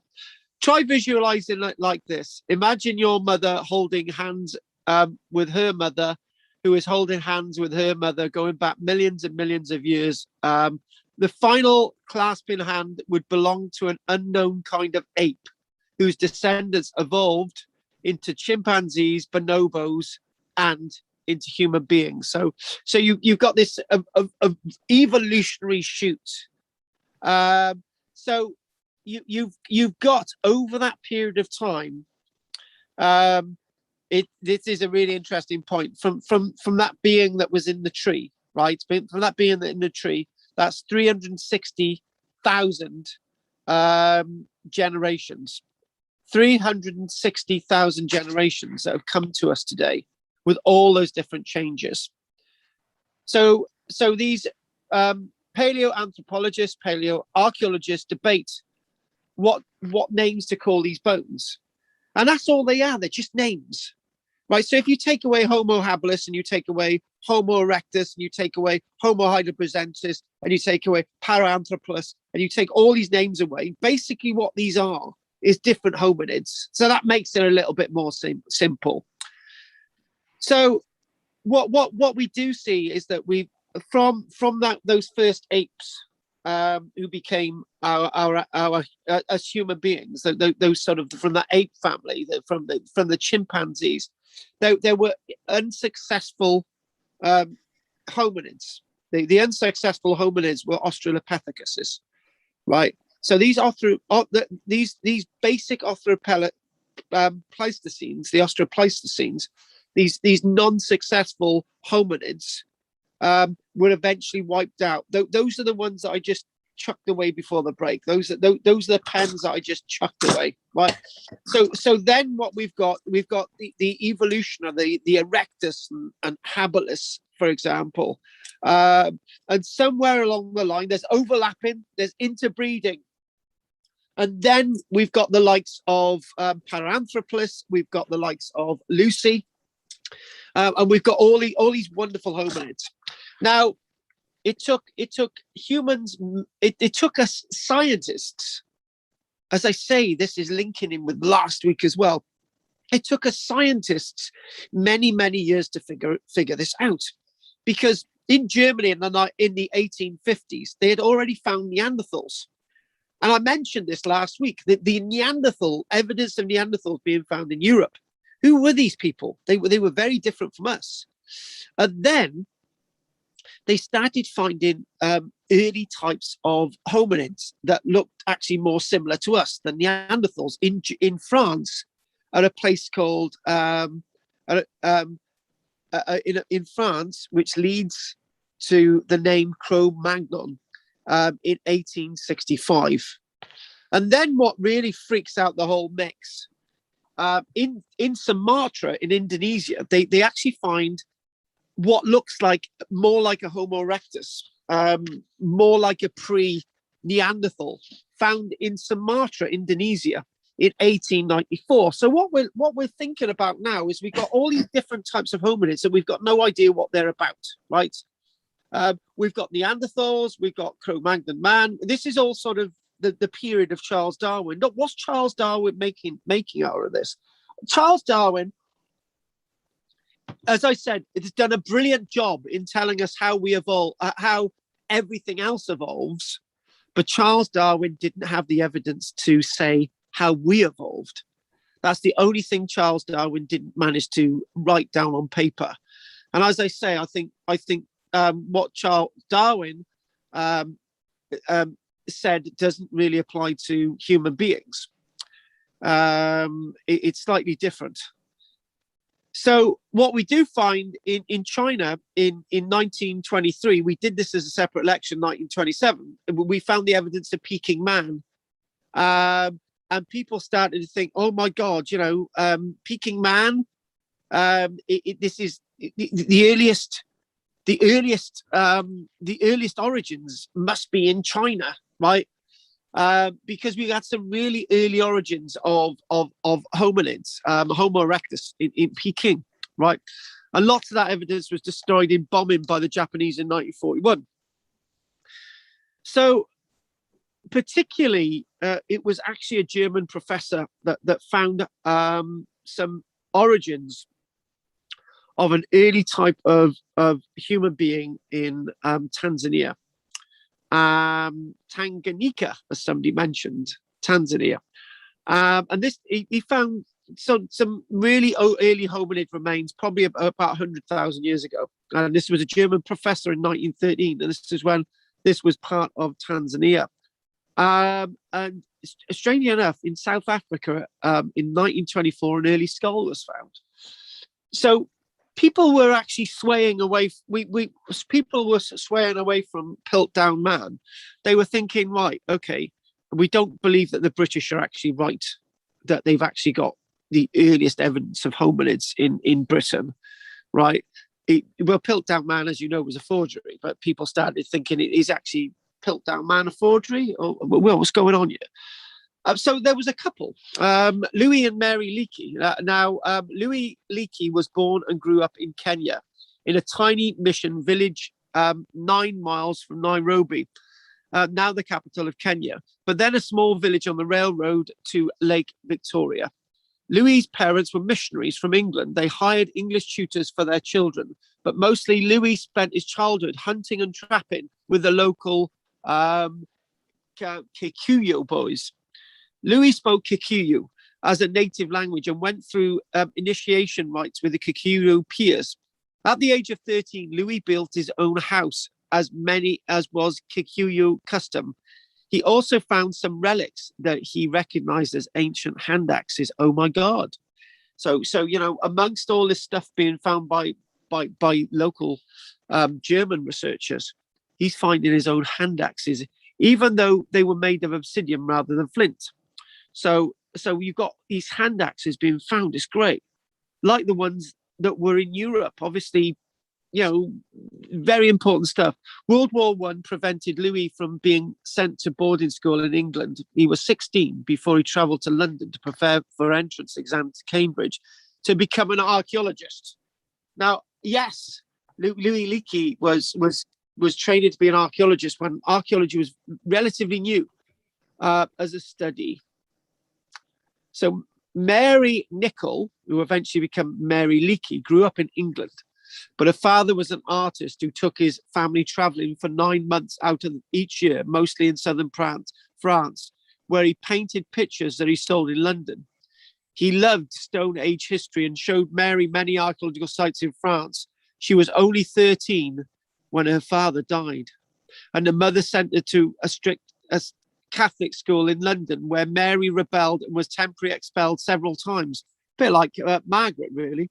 At 17, she took charge of her own education, learning to fly a glider and to draw. And guess what? What? She started to attend lectures in archaeology.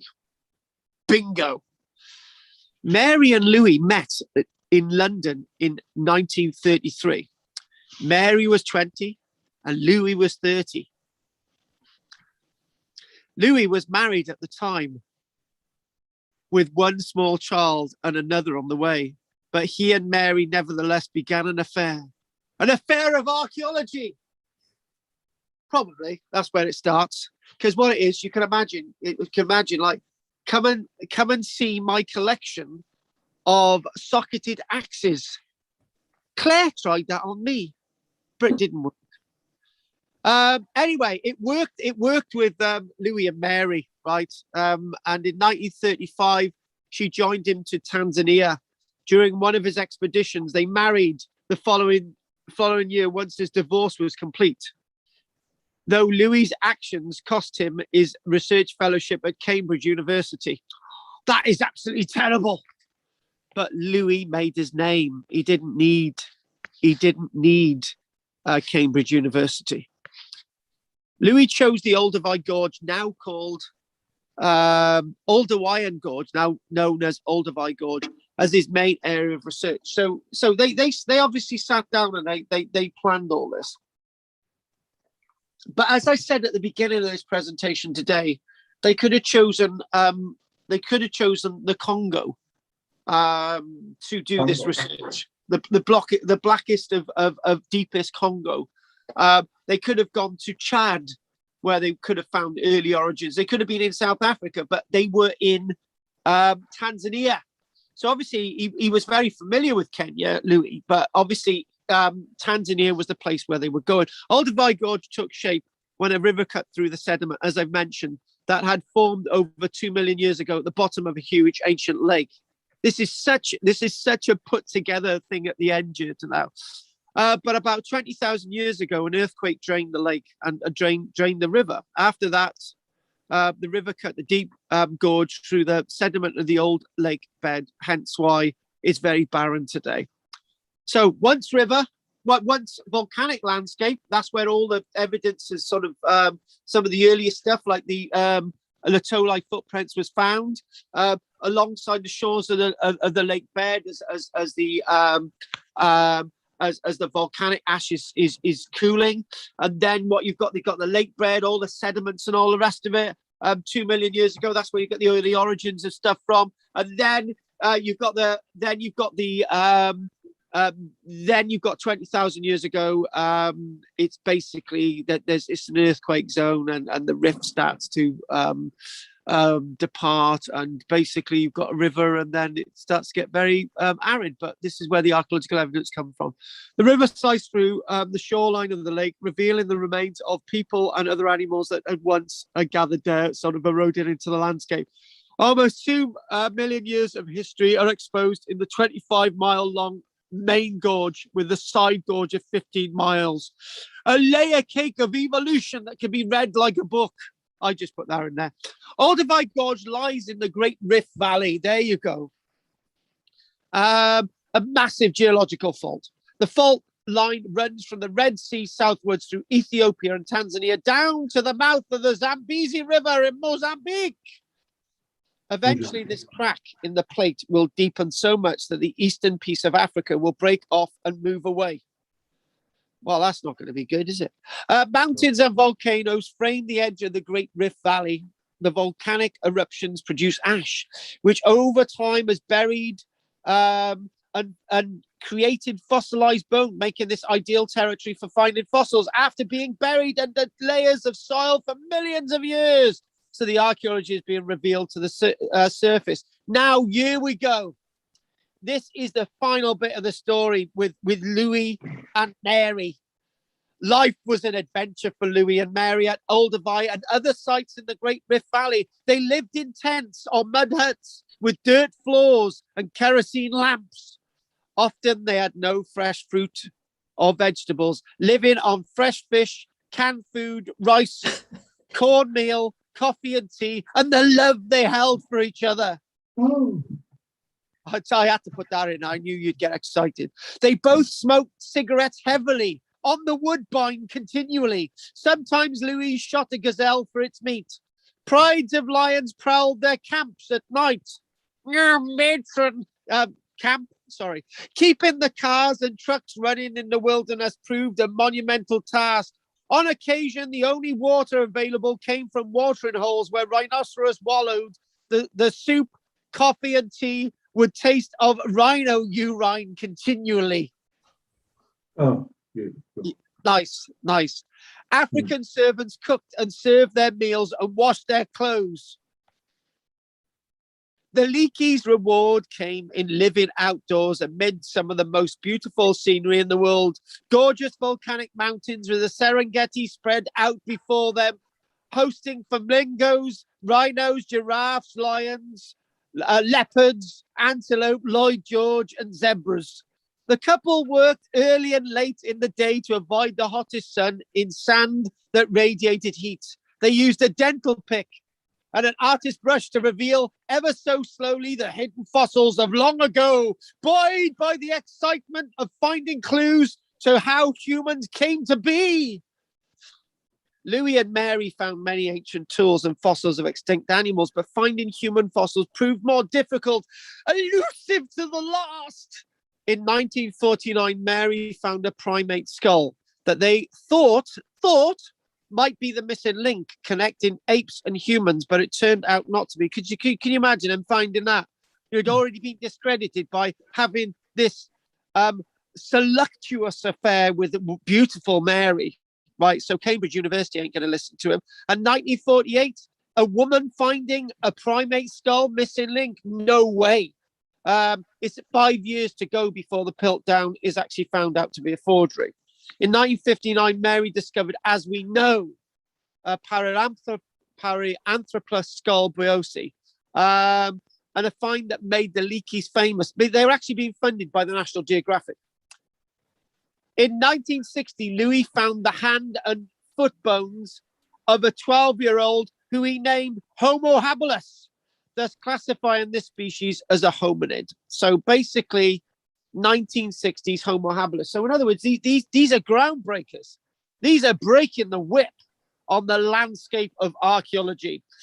Until the 1950s, fossil hunting was filled with confusion because no one had a way to date the bones, except for estimating the age of the rocks in which they were found.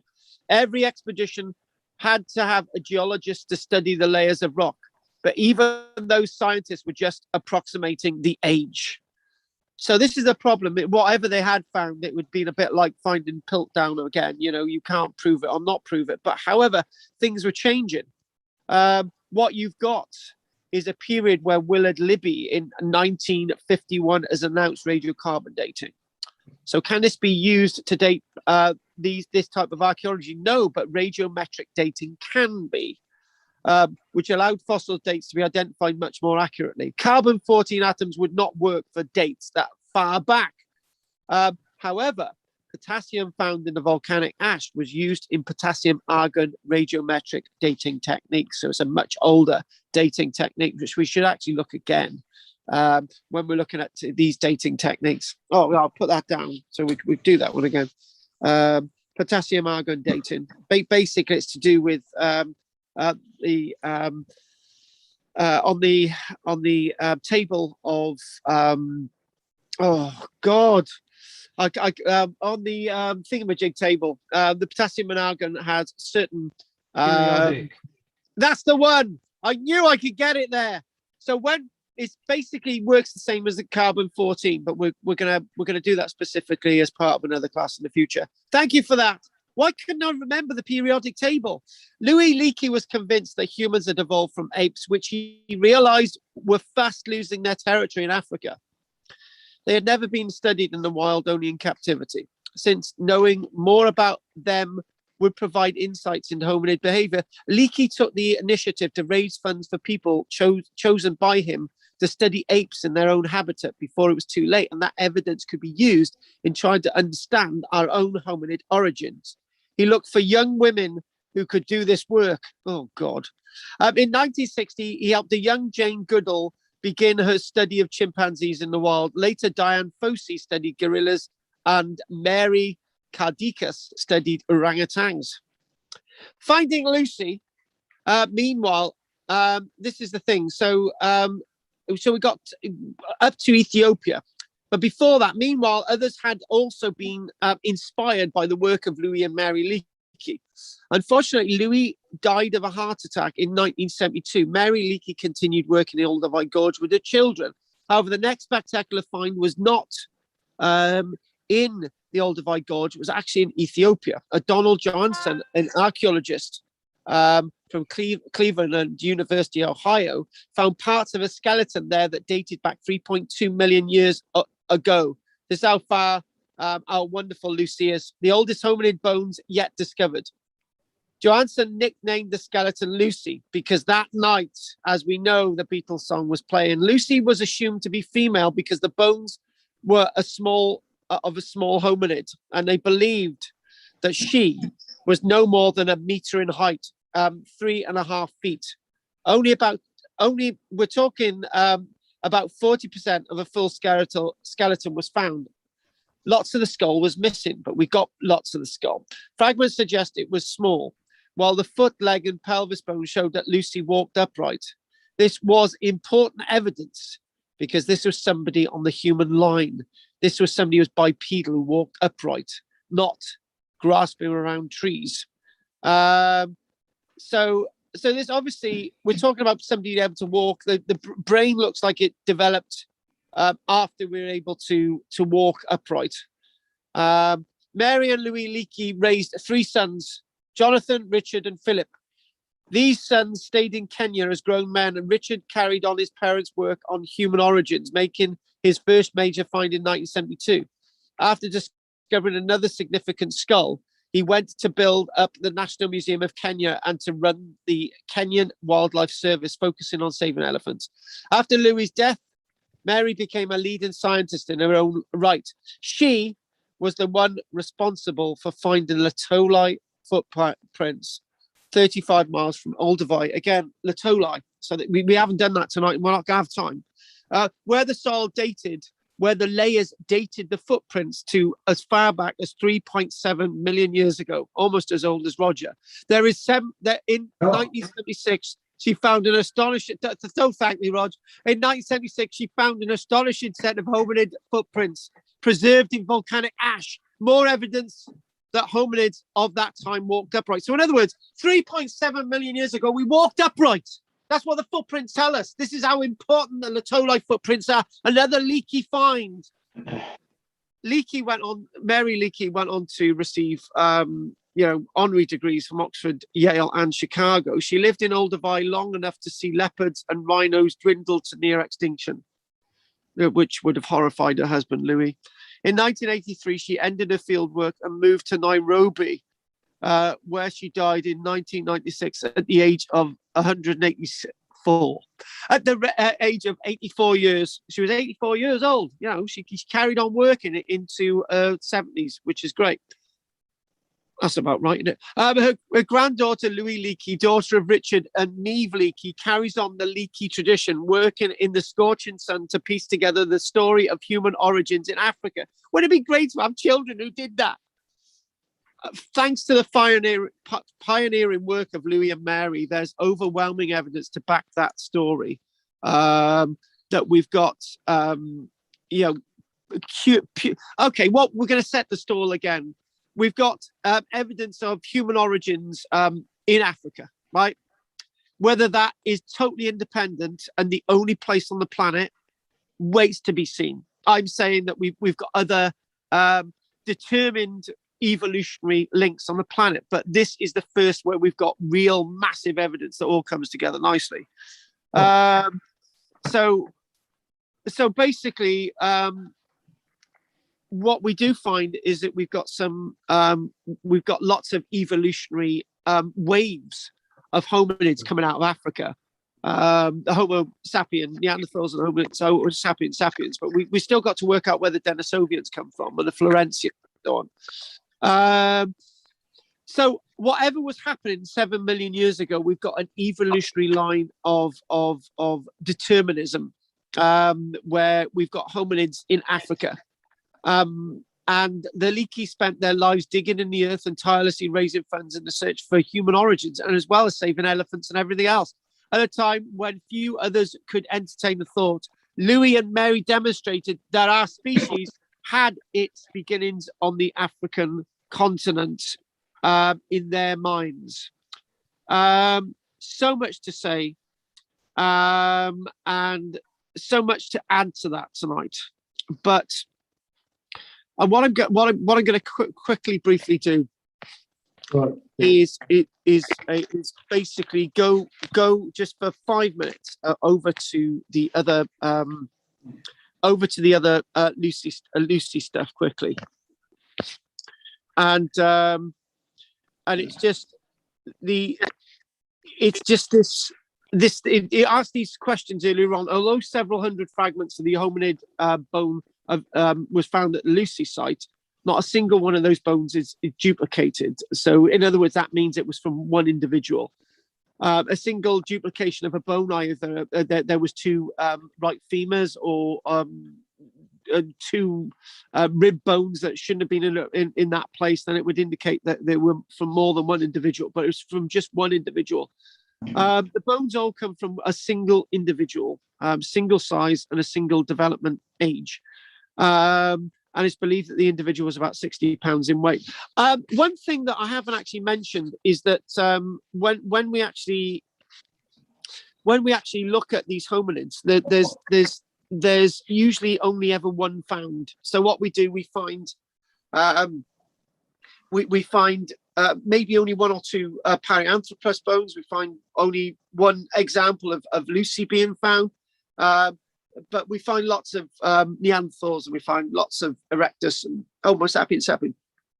But because the archaeological evidence is so widespread, it's going to be more difficult to find another Lucy. But if another Lucy is found, then that's going to be absolutely fantastic. Now, there's one slight problem with all this, which is going to blow your mind, right? Or do I do this to spoil tonight? Oh, go on, do it. Stop it. Yeah, got it. One thing I am going to say is that I remember years ago, I read some kind of scientific paper, right? And somebody was saying, look, there's less hominids developing on the planet than archaeologists and anthropologists and paleoanthropologists say, because what Lucy could represent is a deformed hominid, and not an individual species, right? And we haven't found another Lucy. So if we find another Lucy, it's proof that Lucy is an individual species in her own right. Now, in that, there are several indicators which give an indication of her age. The third molars are erupted and slightly warm, indicating that she was a full adult. All the ends of her bones had fused and the cranial sutures had closed, indicating she was over at least 18. Her vertebrae show signs of a degenerative disease. Oh, does that tie in with what I've just said? But this is not always associated with an older age. All these indicators were taken together, suggesting that she was fully mature, probably in her 20s, but didn't probably reach her 25th birthday, for example. Now, I think what we need to do is probably talk about the key issue here. How did she die? And I think that's the last point I'd like to make now. How did she die? But evidence strongly suggests that she was a type of hominid called Australopithecus afarensis. And if that's the case, then the smaller size may be that she is in fact a female. But off that, how did she die? I remember seeing a whole program on television about this. How did she die? No cause has been determined for Lucy's death. We've got 40% of bones after all. And actually, when we look at something like peat marsh and a peat bog, that we've got that we don't have the full remains of the individual and we can tell how they died. Come on, let's give this a go. How did she die? One of the few clues that we have is the conspicuous lack of post-mortem carnivore and scavenger marks. Right. So in other words, there's no evidence that she'd been scavenged. Right. OK. Typically, animals that were killed by predators and then scavenged by other animals, such as a hyena, will show evidence of chewing and crushing and gnawing on the bones. Or, if we want to look last week, cannibalism from other human beings or other hominids. Right, cut them over there. The ends of the long bones are often missing and their shafts are sometimes broken, which enables the predator to get to the marrow. In contrast, the only damage we see on Lucy's bones is a single carnivore tooth puncture mark on the top of her left pubic bone. So down here in the middle of the body. This is what is called a peri-mortem injury. One occurred at or around the time of death. That actually could have caused a death. She was attacked. But then again, the rest of the body wasn't feasted upon. Maybe she was attacked and the family group said, oh, go away, and she washed away in the river. We don't know. If it occurred after she died, but while the bone was still fresh, then it may not be related to a death. This was the thing. I think the program came out with the idea that she had been feasted upon, but then again, there was no evidence to say she'd been feasted on. On that case, I think the program actually said that she'd been killed by an animal, but then before the animals could feast on her bones, her body just washed out into the lake. We don't know, or the river. So anyway, what we're going to do, we haven't done a litholine footprints. I want us now to all chew on the cud on this one. This is probably one of the most complicated sort of lecture we're going to do in this whole thing, right? So what we've done, we've chucked all the balls out there, and hopefully we can come back and me and Anne can have a little bit more of a chew on the cud in the next few weeks. Right, so, okay then, what we're going to do, we're going to call it a day now. Are there any questions? No. Thank you, David. David, are you leaving us now, Dave, tonight? Yep. Yeah. Good Anyway, night, all. David, Yeah, thanks. I'm off. Bye, David. Bye. Cheers, David. Bye-bye. We do love you, Dave. Oh, he didn't get that. I don't think people say we love Dave enough. Right, Andy, See you then. I'm off. you're off as well. All right. Bye. You didn't even. Right, okay. Yeah. Right. It's late. Yeah, go on. Okay. Yeah, Okay. I think it'd Andy, be- then Pat, because she's got to go to bed. Go. It'd be really interesting if they ever managed to extract any DNA as to the origins and roots of these people, because that would start answering a lot of the questions. And I know they haven't got any yet, but they will do one day. Yes, they will. Yes, they will. Do you know what? It's a very difficult one doing a subject like that when I've got a feeling about something else. But then again, I've got to say that the Leakeys, we wouldn't have any of this. Yeah. We'd still be left thinking about Piltdown and having no evidence at all. So what the Leakeys did was revolutionary. Hats off to them. We've got to say again, I will reiterate, we've got evidence of a hominid leap and a hominid base from Africa. And I think that's as best as I'm going to say. Yeah, I think that's fair. Yeah. Right. So, well, Pete's got nothing to say because he's being miserable. What about Pat? No, nothing. Thank you. It's great. Right, good. Dreeny Beanie? No, no questions. Thank you. We'll chuck Anne in the mix. She needs to go in the mix. Now, go on, Anne. Get your old cement mixer out. What do you want to say? Nothing at this point. I think it was all extremely interesting. As I say, a lot of to take in, really. It's going to be a lot to take on in from this moment onwards. Yeah.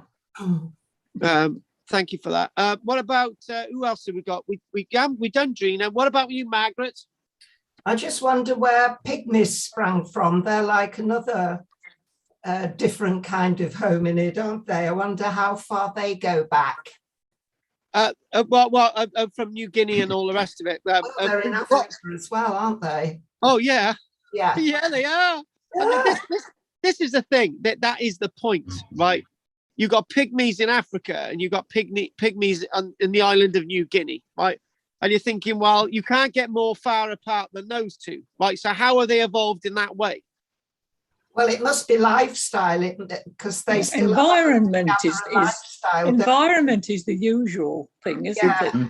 Environment, yeah, exactly. When you've talked about there being small elephants on islands in the past, Yeah. So it could be something to do with food and opportunity.